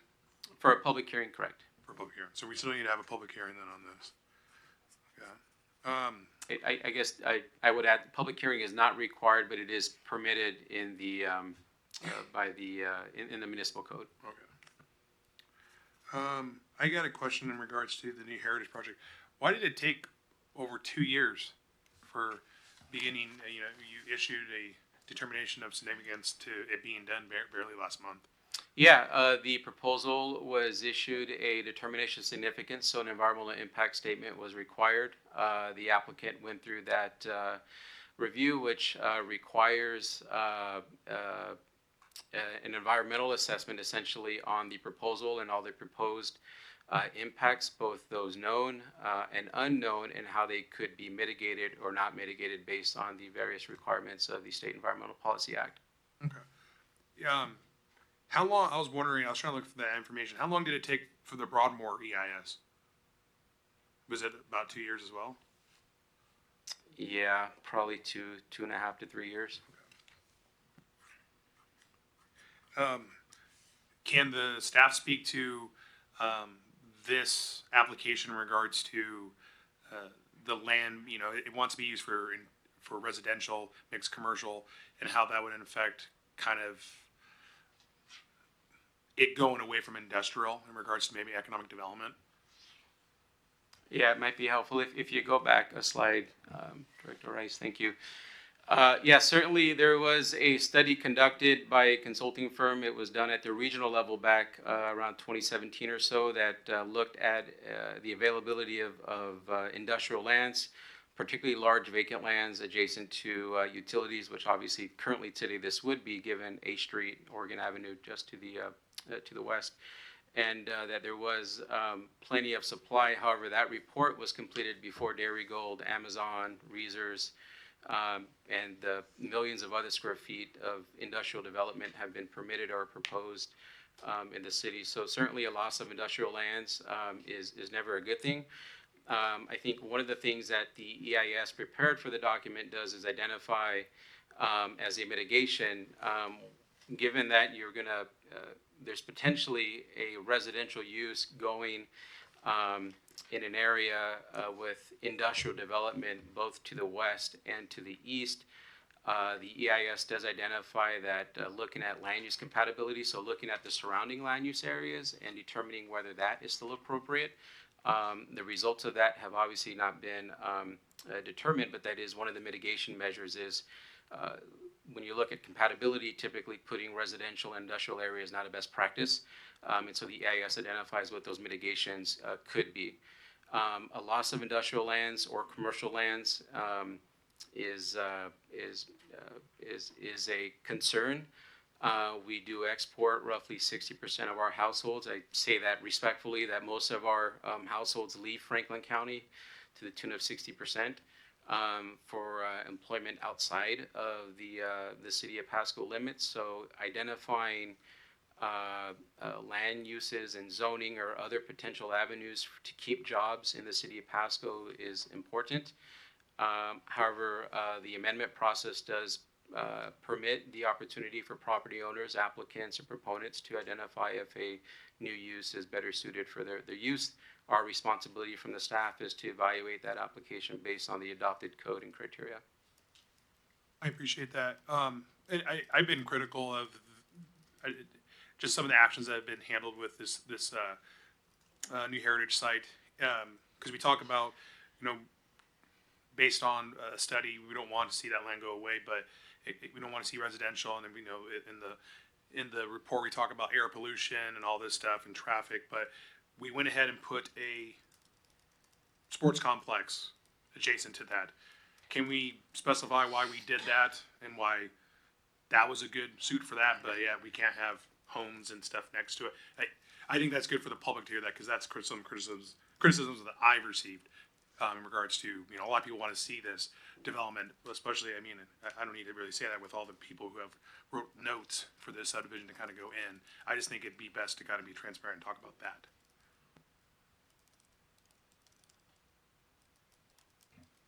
Probably talk about like the trips that it creates and some of the differences there maybe. Oh, okay. And the difference between habitating versus, part-time. Got it. Okay. So I wouldn't be able to offer much with respects to the decisions prior to my seat here, but we do have two large Amazon facilities. Obviously, one is gearing up, the other is still not open. So I think estimated truck trips are estimated to be in the thousands on A Street. We've worked heavily with the Washington State Department of Transportation regarding the safety of the at-grade crossings at Highway 12. And so it is likely we're going to see a pretty significant impact as identified in the applicant's EIS of freight vehicle traffic on A Street. Certainly is a difference between recreational use further from the industrial site versus being right up against the actual parcel itself towards the east. I think the comprehensive plan future land use strategy of sorts, I think this is why it's really important to identify what is the strategy for this part of the city. If there is going to be an interest in residential development, then do there need to be other changes to the surrounding land uses so that we don't potentially make a challenging situation more challenging for future residents? And certainly there's a difference between being a resident and a kid or a child or a household family, etc. Living here 24/7 versus being there from 4 to 8 o'clock on an afternoon or on a Saturday morning, but certainly different levels of impacts by residents felt, I would presume. Thank you. Thank you, Mr. Prowse. Mr. Harpster. A couple questions for you, Director Gonzalez. The comprehensive plan amendments are considered legislative, is that correct? Okay. And then there was two different sets of criteria at the beginning of the presentation. I should know the answer, but I've forgotten. It seems like the first set of criteria, if we could go there on the slides, the applicant needs to meet one of those criteria items, and then the second set of criteria all needs to be met. I just want to clarify if that's correct or not. The municipal code requires that the application be vetted against each of these criteria on both slides. So meet all four of those. Sorry, can you say that again? Yeah, so the requirement is that it is in compliance or generally in alignment or addresses the criteria on this slide. Some of them are not applicable. For example, there's sometimes an obvious mapping error. We had several of those in 2022 docket. None of these are mapping errors. However, each applicant may argue whether in their favor or not, whether it addresses a deficiency in the comp plan. Okay. But it doesn't have to be a yes to all of these, but there has to be kind of an answer to all of them. Okay. And it was that third one that was throwing me off. So the, as a council, when this comes back before us, we need to make our decision based on the amendment criteria that the applicant either meets or does not meet. To Mayor Pro Tem's point, the decision, in my opinion, should be based on where we live. And recently, we approved a rezone for a gentleman who lives very close to me, and now he's putting 5,000 square foot lots, several of them on his 2-acre parcel. And I don't like that, but he met the application criteria, so just some food for thought there. Also wanted to clarify, it's a land use designation amendment application, not a rezone. A rezone would be considered separate. I see the applicant included in their application that they do intend to submit a rezone application right after the, so something to chew on. I've got other thoughts regarding both the applications. I'll save those for future meetings. Thanks. Thank you, Mr. Harpster. Seeing no further comment from council, we will now open this issue to public comment. Again, same rules. Do we have any public comment? And just for the record, just if you can offer your name and city residence. Thank you. My name is Stephen Schlegel. I live in Pasco. I want to speak about denying that the change in zoning area at Argent and Road 100. Actually, in Mr. Gonzalez's report, the very last page, it's email 11. It gives you a good summary of all the issues there, from traffic issues, the way that area is growing. It is all residential, starting to mix in commercial properties in there. Is not a good mix. There's no need for it because, up at I-82 or 84, whatever, the interstate, there is a commercial area there. And then you go down to Argent to Road 68, there's commercial area going in there. We don't need additional commercial area in there. It's just going to be a real disaster for that community for a number of reasons. Be it the people that you end up with beggars and homeless people and that around some of the commercial areas that we don't need that there. The traffic is bad enough as it is. We don't need the additional traffic of a commercial area going in there. Just doesn't meet, it doesn't agree with our area. It needs to remain what it is. It was good when it was planned. It's still good. Thank you. Thank you, sir. Any additional public comment?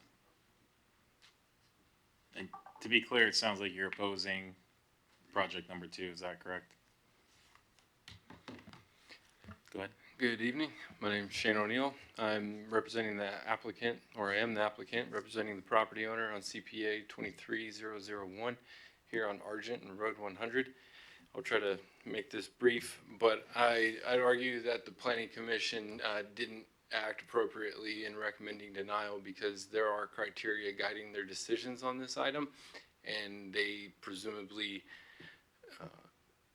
based their recommendation on 9C, which is criteria that says compatibility with an impact on adjacent land uses and surrounding neighborhoods. you cannot identify any particular impacts, especially when it comes to a comp plan designation like the mixed residential commercial. There are so many zones available in this designation that it's impossible to know what there could be. I hear people call this commercial quite a bit, but that's not necessarily the case. This allows for a variety of medium and high density residential uses. So if the council is inclined to deny this particular application, I request that you take advantage of the opportunity to modify the request. I would like the mixed res com here. You'll find a lot of examples where that land use designation is located immediately adjacent to low density residential throughout the city. This location mimics other hubs in the city where you're at the intersection of two arterial roadways. If traffic is a concern, you should want a project there because the project will be tasked with improving that intersection. But the main purpose of my presentation here is to encourage you guys to exercise your option to remand it back to the Planning Commission for an amended land use designation, where I would request you entertain the medium density land use designation on this site. No impacts can be identified at this stage in the process. It's the rezone that would follow that would be the one to scrutinize what uses are allowed and so forth. But I mean, the city created this mixed res commercial zone, and I argue that it is true that you don't know what's going to happen when you get that land use designation. I wasn't happy when it was applied to, I don't know, like 50 acres on Road 68 behind my house. But, I don't think a couple multifamily structures are going to be the end of the world at that location. That site does not lend itself to subdivision. So we would need a little bit of a bump in residential density to make practical use of it. There's a lot of empty field there, and I think the owner deserves the opportunity to make a prosperous use of that site by way of residential development or some kind of office. Thank you, Mr. O'Neill. Thank you. Thank you. Appreciate that. So it sounds like we got, on the second item, 1 for and 1 against. Mr. Riki. Am I allowed to speak against? Yeah. I think the mic, Mr. Fanfare should be able to assist. We good? All right. Good. I think it takes, he has to turn it on back actually, so. Are we working yet? Good. Anyhow, my voice is loud enough. You hear me anyhow. I'm Pete Riki, 9104 West Pooler Street, Pasco, Washington, and I think this is the 4th or 5th time that I've gotten up before either the Planning Commission and now you guys, and thank you very much for taking our comments tonight. But there's a strong public opinion against this particular commercial development because that was the original intent. It sounds like the folks are reconsidering that, and I might be amenable to a reconsideration to some sort of increased housing density in here, but commercial development is certainly out of the question for the vast majority of residents here, and we have mailing lists of dozens of people who have expressed an opinion on this particular matter. Now, I've been one of the folks who gets up and speaks consistently of this, but I think you need to open this to public opinion, or another public hearing, and schedule that so that more people can have more input on this subject matter. So I'll leave it at that and understand that, government is slow and it takes time and you have to speak up frequently. So thank you very much. Thank you. Appreciate that. Okay, so at this point we've had 2 against this second issue and 1 for, so. I'd like to speak to the other comp plan amendment. So I'm John Schlein with B4 Development and Consulting. We represent the Brochi family for the New Heritage Project. This has been a long, arduous journey for over 5 years for us to get to this point. We're very excited that we've got to this point. But it's taken tens of thousands of dollars and a lot of fight just to get to where we're at. We really believe in what the Brochi family has done over in East Pasco.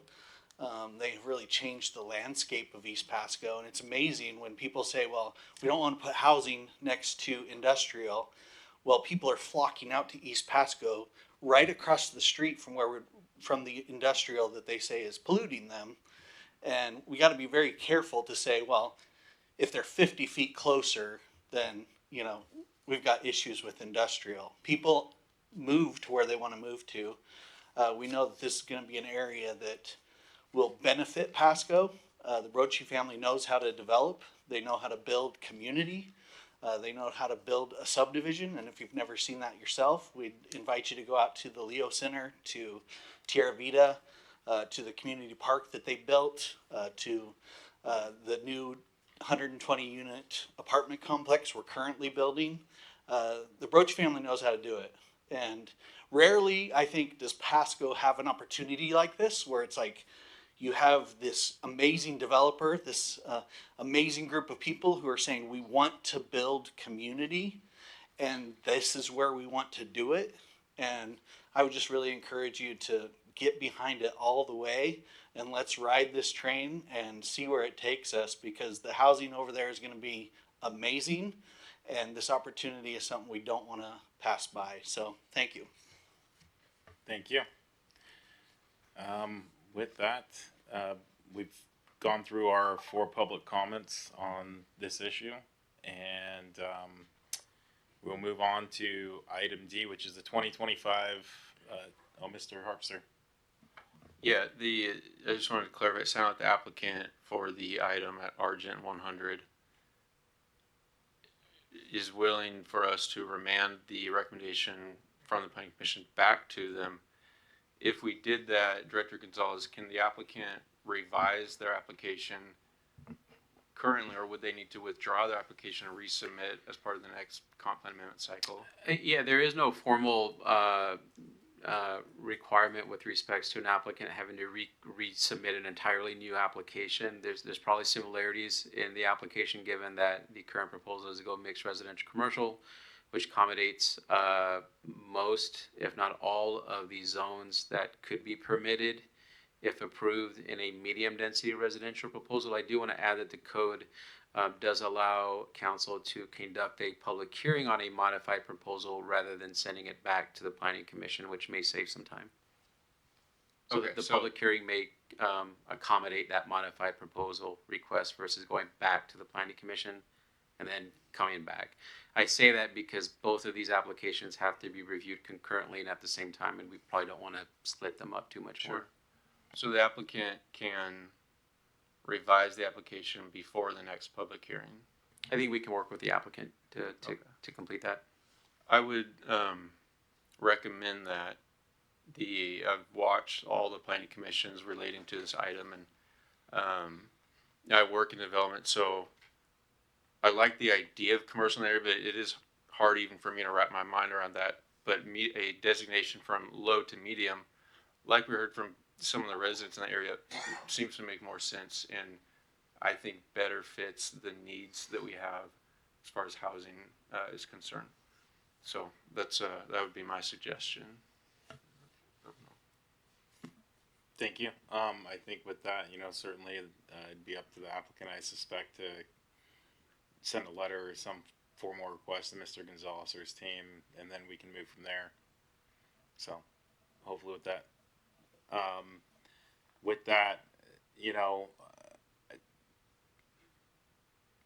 I did see that you had another question or comment, Mr. Neal. I think the best way to address anything would be maybe to work through staff. Sound good?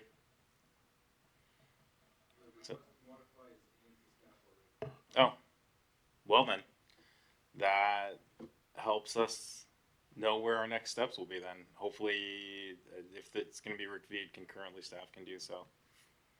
Okay, I'm seeing some head nods. Certainly if there's more, may want to grab either Mr. Gonzalez or Mr. Lincoln offline, but appreciate it. I think we're kind of we're going long in the tooth on this. I just want to say that the official requirement is that you notify people within a certain range, and that's it. That includes a very minimal part of that neighborhood that's affected by this particular project. So I would ask staff to contact many of the people who show up here personally and make sure we get this notice on time to organize folks to come down and voice their opinions for us. So we oftentimes don't hear about this until the agenda comes out, and then it's Friday afternoon before we learn it Monday meeting. So time lag is of importance to us. We appreciate that, and I know it's something that we've been working on. With that, I am going to move on to item D, which is the 2025-2030 Capital Improvement Plan presentation. That's coming from Deputy Manager Sigdell or staff.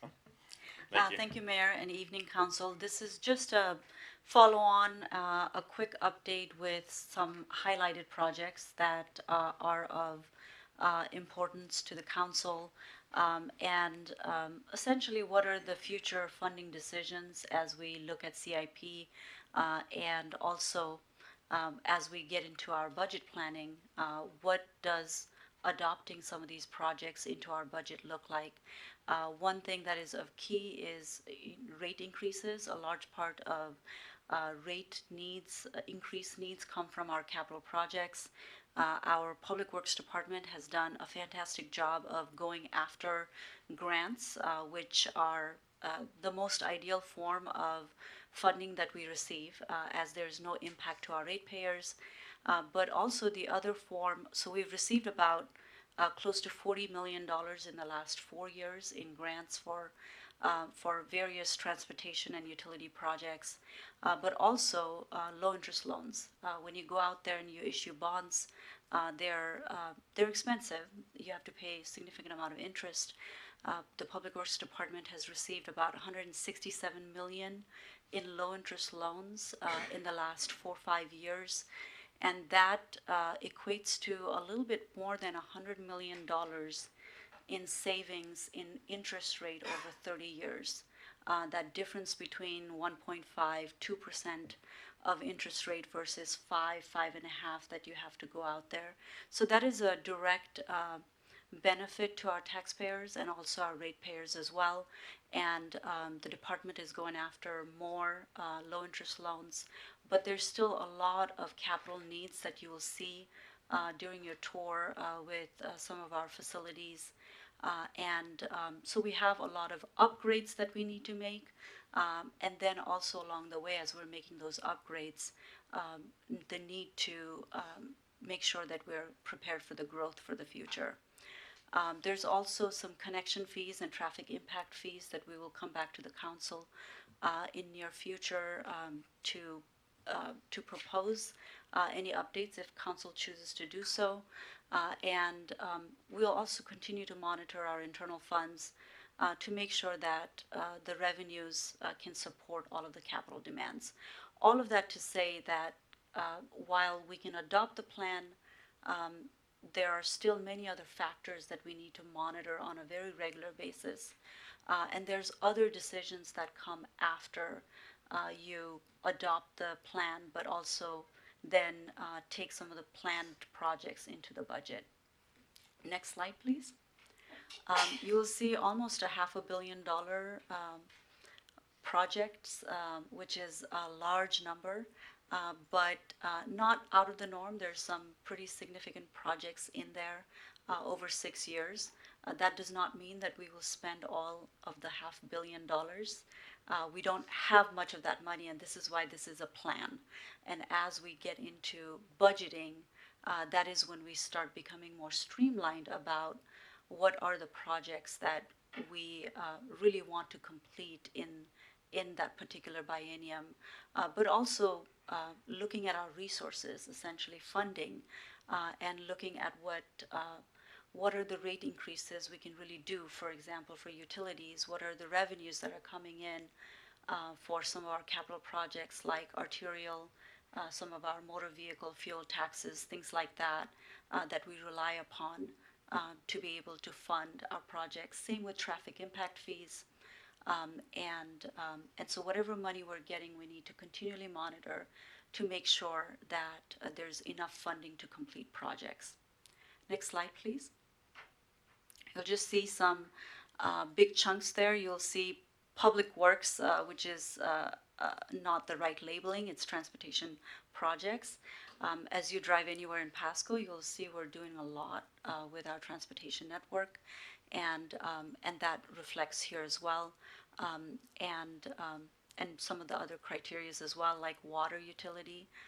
We're looking at proposing in this CIP significant upgrades to some of our facilities. So you see that reflected in the size of how much the water utility takes up in that $500 million pie. We're going to public. Next slide, please. We're going to the public with outreach and getting their input on what they think of all of the proposals and getting their feedback, incorporating that, and coming back to council. So we've got some that is out on the screen, all of our outreach. I will ask our Assistant City Manager, Angela Pachon, to speak further on the outreach efforts. Thank you. So for these three activities, we're looking to engage, educate, and really just provide the opportunity to speak with staff, be able to provide in a different venue than we've typically done, education on what we're doing to support the community. We'll have representatives from our communications team as well as our Public Works Director, as well as Parks and Recreation and City Management as well. So we are going to be hosting these. In addition, we'll do the very traditional items where we're posting them on social media, but taking information through email as well as the online form. So we're always looking to improve. So if you have additional ideas, please send them our way.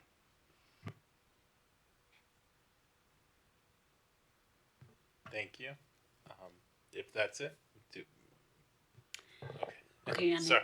Quick. I had a feeling there was more. I was just a little confused when there was a pause there. A quick overview of a few projects that we have chosen to highlight to you, maybe bring attention to you. The first one is Battlefield Water Treatment Plant improvements. You will have the opportunity to tour the facility. This is a very old facility. The facility plan was prepared and it was identified that the facility requires a full replacement. It will be a phased replacement. We have begun our fundraising and design in the project. We have a strategy for funding it. And if we advance a couple of slides, we'll see pretty much how those stages will go for the replacement of the facility. There's a picture of what it is right now, and then the phases to get to the final configuration. Next slide shows us a project in sewer. This project is to replace and upsize a line that goes all the way from the west side of the city along the river to our biggest pump station in 9th and Washington. As you can see from the facility plan for sewer, you're seeing that line that is red along the whole extent. That is with the 20-year projection of population. That is the demand that will be on that line. That line cannot, as it is right now, support that demand. And so we have a phase approach, again, to be able to upsize that line. We have some funds secure for a quarter of the extent of the project for design only. And should we be able to contract these dollars and advance with the design, construction will not occur until 2027 for the first prioritized version or section. And then again, there's 3 more sections to tackle later on. Next slide, please. On the transportation side, we chose 2 preservation projects to show you. They're both fully funded through federal funding or almost fully funded through federal funds. This one is the Lewis Street overlay, and it expands from one end to the other end of Lewis, except for the portions that were planned to be taken care of through other projects. So that's Lewis Street overpass and the downtown main corridor between 2nd and 5th. And next slide, please, is the Ainsworth Avenue overlay. Again, this project federally funded. We have the funds available. We're beginning design. This is the same mechanism we used to pave Oregon Avenue and Court Street recently. So all those projects were federally funded. We did not spend local funds on. Next slide, please. And finally, another transportation project is the Sylvester Street Overpass, pedestrian and bicycle access. This project will complete the pedestrian or non-motorized facilities along the corridor. It is fully funded through 2 state grants, and we are in the beginning stages of design. Again, construction is not scheduled until 2027. Oh, one more slide. Broadmoor TIF, so tax increment financing projects. We've heard a lot about this. We're almost done with the first project in the list, that is the ramp of I-182, and then the next project is awarded and in construction right now, Broadmoor and Burrs intersection. Next up is the Broadmoor and Sandifer, which will include some widening along the whole corridor between Burns and the interchange. And then again, construction of roadways towards the west, extending Sandifer, building 108, and so on. All right, my turn. Just 3 in case you're counting where to go, and mine are much less expensive than Maria's, so keep that in mind. So, first up, we are looking to replace all our irrigation clock controllers. We have about 180 irrigation clock controllers that control about 100,000 sprinklers throughout the city. We're looking to centralize those into a smart watering system, will allow central programming to reduce travel time to those. They also have the ability to add leak flow detection valves. So when we have a valve run away, we can get alerted or automatically turn off that water, which will help with water conservation. And then finally, once we have them all implemented, it'll allow us to tie into weather monitoring to help adjust watering. When we do have changes in the weather from the extreme temperatures, we can kind of dial some of that back. So save a lot of staff time as well as conserve water. The other one I think most of you are aware about is the Thunderbird parking lot, which is where the Thunderbird used to sit. Looking to convert that into a parking lot area, which would include fencing, lighting, landscape, and gates. This will allow additional parking next to Peanuts Park to support tenants of farmers markets and downtown special events. And the last one's a xeriscape conversion. This would be pilot conversion of some city facilities, parks, and boulevards with the goal to reduce our current water usage as well as reduce cost to maintain traditional grass landscape. We have about 28 lineal miles of grass boulevards and trees, so reducing some of those to xeriscape would definitely reduce labor costs and save some water. So, and I believe those are the 3 that I had. And Mayor, if we're open for any questions, but our next steps are essentially the outreach with the public, and we come back to the council with incorporating any of the ideas from the public and be able to move forward with that. Excellent, thank you. Do we have any questions or comments from council? Mr. Grimm. Thank you, Mr. Mayor. Very briefly, Mr. Rice, did you say 100,000 sprinklers?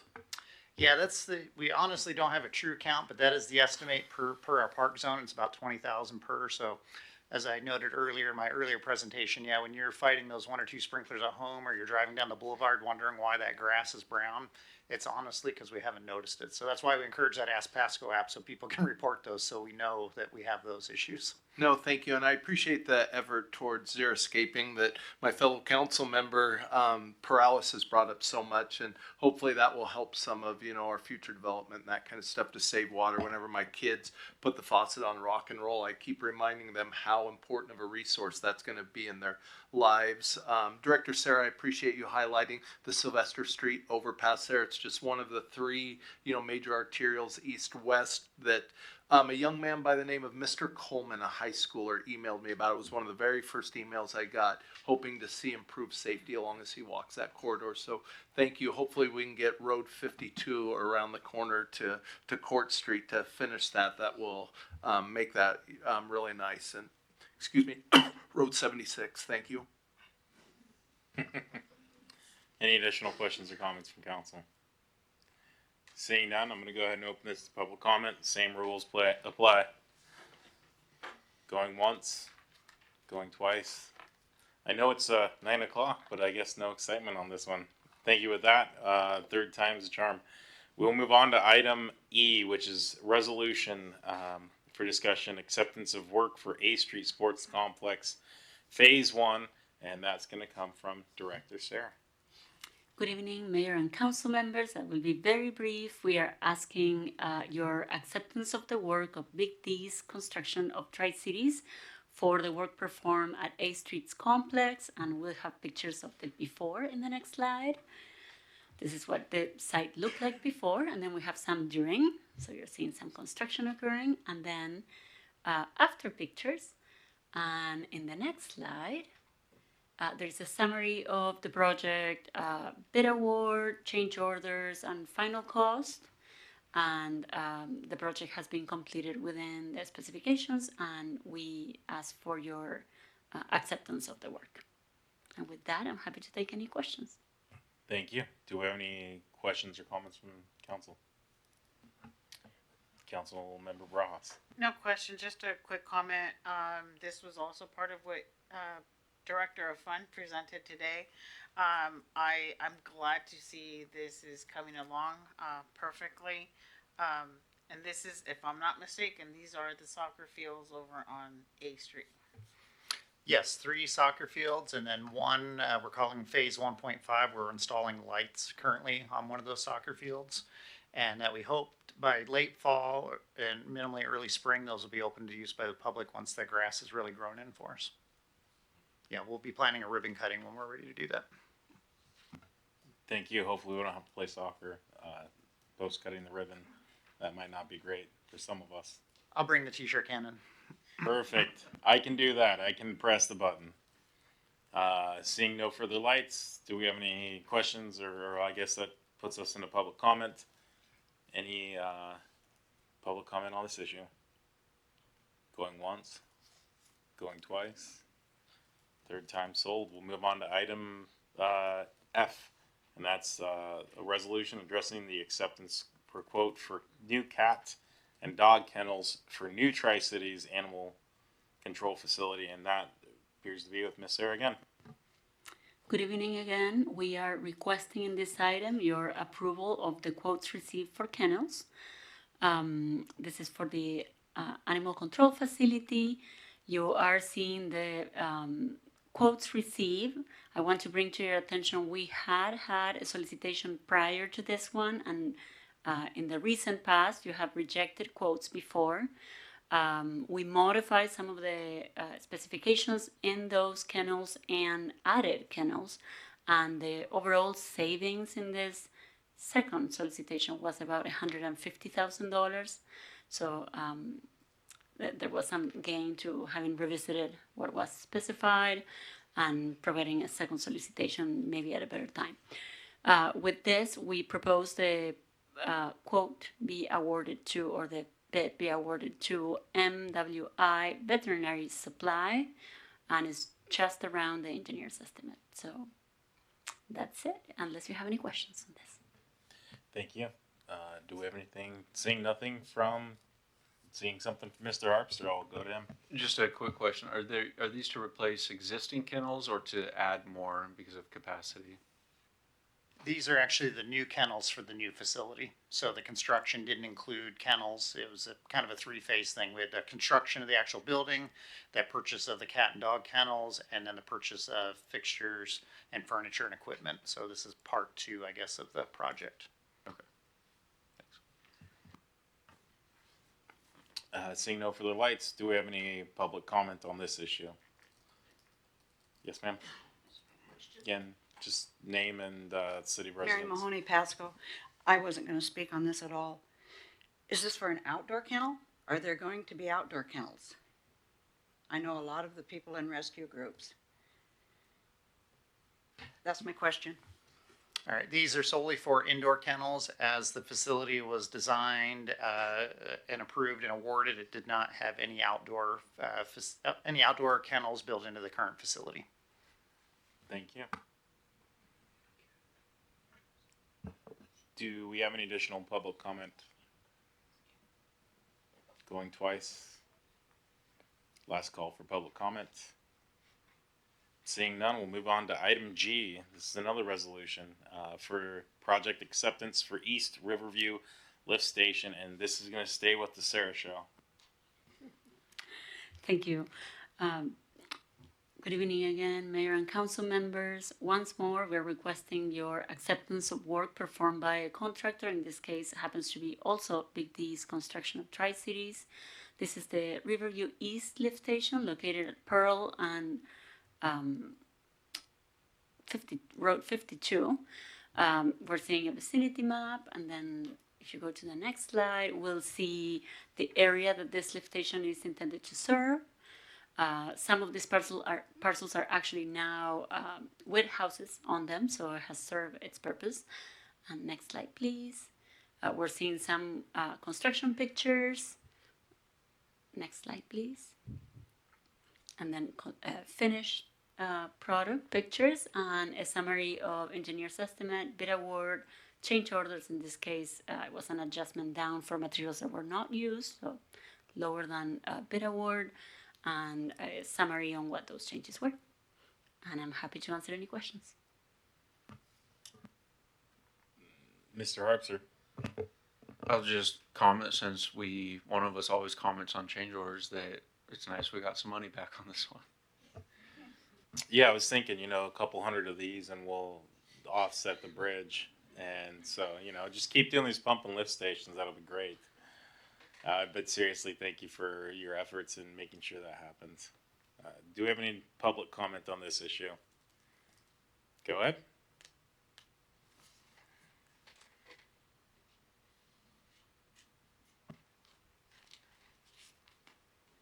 Mary Mahoney, 5017 West Pearl. I'm right across the street from this, so I've been watching.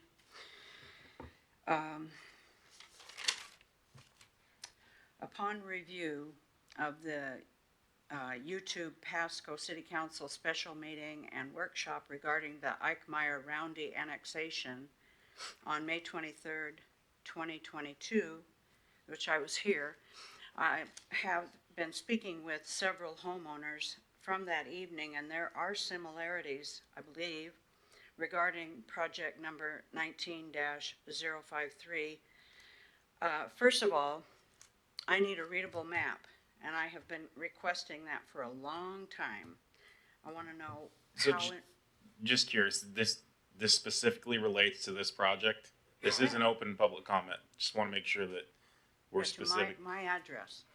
I see these green colorations, and I'm wondering, there's no street names, no addresses. Has a notice gone out to any surrounding homeowners? What's the cost to the homeowners? The why for, what for, who's the developer, and where is this going? Is this for like LID? Is that what we're talking about? And also, the existing Riverview East sewer system that's already been put in, I'm sure you know that floodplain has wiped out 8 of our floodplain American bald eagles. I've watched this and taken pictures, over 500 of them, and been ignored totally by everyone.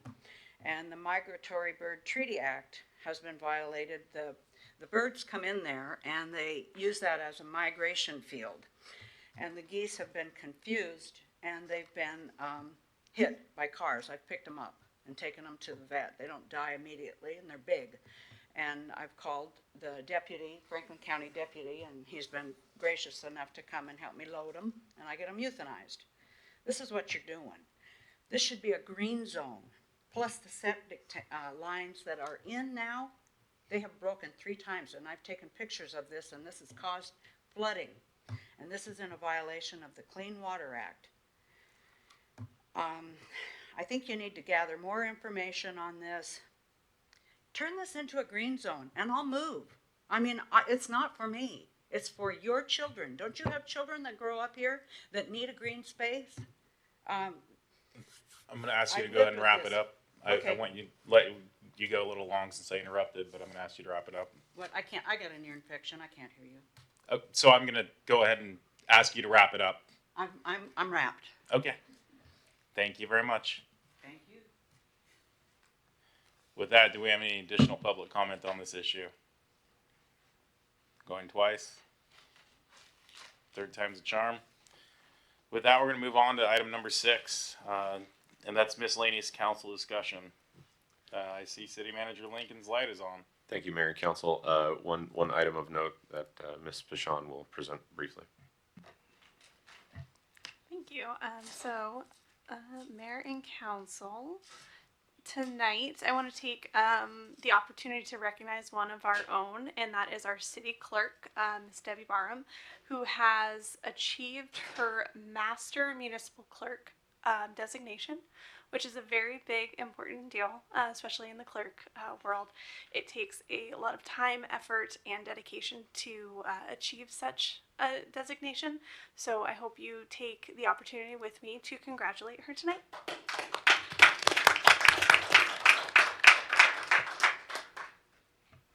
Thank you.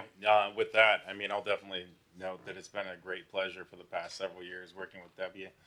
Utmost professional and wonderful at her job. So congratulations. I'm sure it's well earned as well deserved. With that, I think the first slide I saw was Mr. Paralysis. Thank you, Mayor. I'll be quick. I think this issue's been coming across my email quite a bit, and I want to present it to the council. I was wondering if the council would be interested in putting in a moratorium for no more future marijuana license in the city of Pasco. We currently had 4 that were allotted to our area. We have filled those with one business going to open up right here on Clark, right here down the road. And so I kind of feel like it's prudent probably at this point to put a moratorium in place so that we don't have any future more if the state were to allot this area anymore. Thank you. Are you asking for us to move it forward or just kind of throwing it out there? I believe I need to present to the council, and then we could probably talk with Mr. Ferguson, and we can develop something that we can bring before the council and provide public hearing if anyone has an opposing view, and we can vote on it. Staff? Questions, thoughts, concerns? Yeah, so a couple things. One, the way our code is currently drafted, and we can do some more research, it's currently limited to 4 stores, period. So, and as long as one of those stores is a social inequity license. So that would limit you per your code. Now, a moratorium is, it sounds like what my initial, reaction to that would be that it would be redundant based on what you already have in your code, and the moratorium would be, in some ways, it would just be temporary, an extra, kind of like an additional. You're going to have the same problem with regard to if the goal is to make sure that if the state of Washington issues more license for the city of Pasco, that you do not have to allow those. I don't know that what you have most likely would be better, but we can research it. I definitely, it's a great question, because the moratoriums they're really strong, but they're and powerful because they really take even receiving any application off the table, and they're statutorily authorized, but they are temporary in nature, and you have to show how you're moving towards this eventual goal. Like you're researching them, you have to show that you're progressing. It can't just be a de facto ban. You can't use moratoriums as a ban, whether or not otherwise allowed. In this case, the way we passed, or the way the city passed the marijuana licenses, it had a limit. So there already is a ban after the 4. So I would just have to do a little more research, but it may be that we're already there, and what we have is more powerful. But at the same time, that is one of the areas that really is also open to some interpretation. We're one of the few cities who, there are others, but we're one of the few cities who limit the amount of stores in our actual code. So we're with good company, big cities, Everett, some folks out there that are doing the same thing. So it's not like we're an outlier. But yeah, we could definitely do some more research and make sure that would belt and suspenders be better? Maybe, but we'll definitely be able to figure that out pretty quick. Appreciate it. Thank you. You betcha. Thank you. With that, Councilmember Blaisdell. I just wanted to report that Pasco High Dance Team just got back from Arizona yesterday from Hip Hop Internationals. Out of all of the teams that competed in the United States, they placed first And then out of the world, they placed 17. So you could say I'm a proud aunt and a proud bulldog, but I just wanted to give them their kudos for a job well done. Yeah, that's amazing. We've got some phenomenal youth in our community, and as well as those teachers and leaders. So, thank you for calling attention to that. I'm gonna jump over to Mr. Harpster. Yeah, just looking for latest update on Peanuts Park North. I know last you and I had talked, Director, I was looking at the need for engineering for stormwater runoff. Yeah, honestly, with the current workload and the projects we've been working through, we haven't done any more so to date other than remove the trees as they are. So I think we will have to either try to do in-house work, which we have quite a heavy project load, so I don't want to throw that directly on Director Sarah, or we are going to have to go out to find a consultant to help develop those plans for us. So that is on my to-do list. Just unfortunately, with the bandwidth I have not proceeded much further on it. So apologies for that. Thanks. With that, we'll move on to Ms. Bras. Thank you. Just want to share real quick, talking about the workload, kind of segue into what you were talking about. There's a long list of projects that are pending, but here's why. I did attend the Pasco Chamber of Commerce meeting today, luncheon today. Did you all know that we have 30 city parks, about 604 acres? And I'm reading off your slide. 7 athletic complexes, 49 playgrounds, about 100,000 sprinklers, 21 miles of paths or trailways, 28 lineal miles of boulevards, 279 prunable shrub beds, 251 garbage cans that he threw in there, just so you know, the maintenance, and about 4,500 trees. There's a lot of maintenance to be done. There's a lot of projects that maybe sometimes fall, a little behind, but there's a lot of work that this department, the staff in general, does. And so we've been talking about the Ask Pasco app. If you see something in the community, a dry grass, if you see a broken playground, something, please download the app. Please use the app. Take pictures. Upload your pictures. Graffiti. I know I use that a lot for the graffiti. Take pictures. Upload those to the app. Make use of the app. But I did want to highlight that our staff is working well within the means of being short-staffed and trying to keep up with everything that it takes to run a city. With that, I also want to add that we just talked about the capital improvement plan. There's 3 dates for you all to come in and give your input. Please show up August 20th, August 28th, and August 22nd on a Facebook Live if you can't show up in person. That's all I wanted to say. Thank you. Thank you, Ms. Barajas. Mr. Grimm. Thank you, Mr. Mayor. Just wanted to acknowledge we had a constituent of mine here in the audience tonight, Mr. Foreman. Tonight's workshop didn't, I think, allow him the opportunity to make public comment, but I appreciate this body opening up for the public to comment on the issues that are at least at hand. I know that the project there is a disruption to the people who live along there, and I know some of them want to give a feedback, so I appreciate that. Also, in regard to Councilmember Perales, as far as the licensing or whatever, maybe something to consider also is that the licenses can't be transferred at this point. That if somebody wants to move, we drop down to 3 or whatever too, might help that go in the way of what you were kind of thinking there. And then had many citizens come out last week in regards to the Boys and Girls Club and MLK Center and the moving of ARPA funds. And I really appreciate staff's work on trying to get a timeline of how that has been back and forth a little bit. And really, I appreciate everybody that came out. A lot of people, we heard some heartfelt feelings last week, and so some people that, have the right to, call that a sensitive subject. And so I really appreciate that. But I do want to say, that this was initiated by the Boys and Girls Club who made that request to us, that we were transparent in all of the meetings we had. And, in discussions, it was a hard decision, wherever the money goes, it's a win for, the community, but, yet it's not going somewhere else. So that did make it a hard decision. And, ultimately, I know we all had to work through that in one way, but I think for me, it came down to just the meals being served at the Boys and Girls Club that, was the more immediate need or whatever. So again, I appreciate everybody that came out last week, about that. And I know that staff is still kind of putting together a timeline of how that did, but, feel really good about, hopefully getting both projects done and memorializing them. So thank you. Thank you, Mr. Grimm. With that, we'll move on to item number 7, which is executive session none needed. We'll move on to item number 8, closed session. There is one item, item A, which is discuss collective bargaining unit negotiations under Revised Code of Washington 42.30.140 subsection 4 subsection A.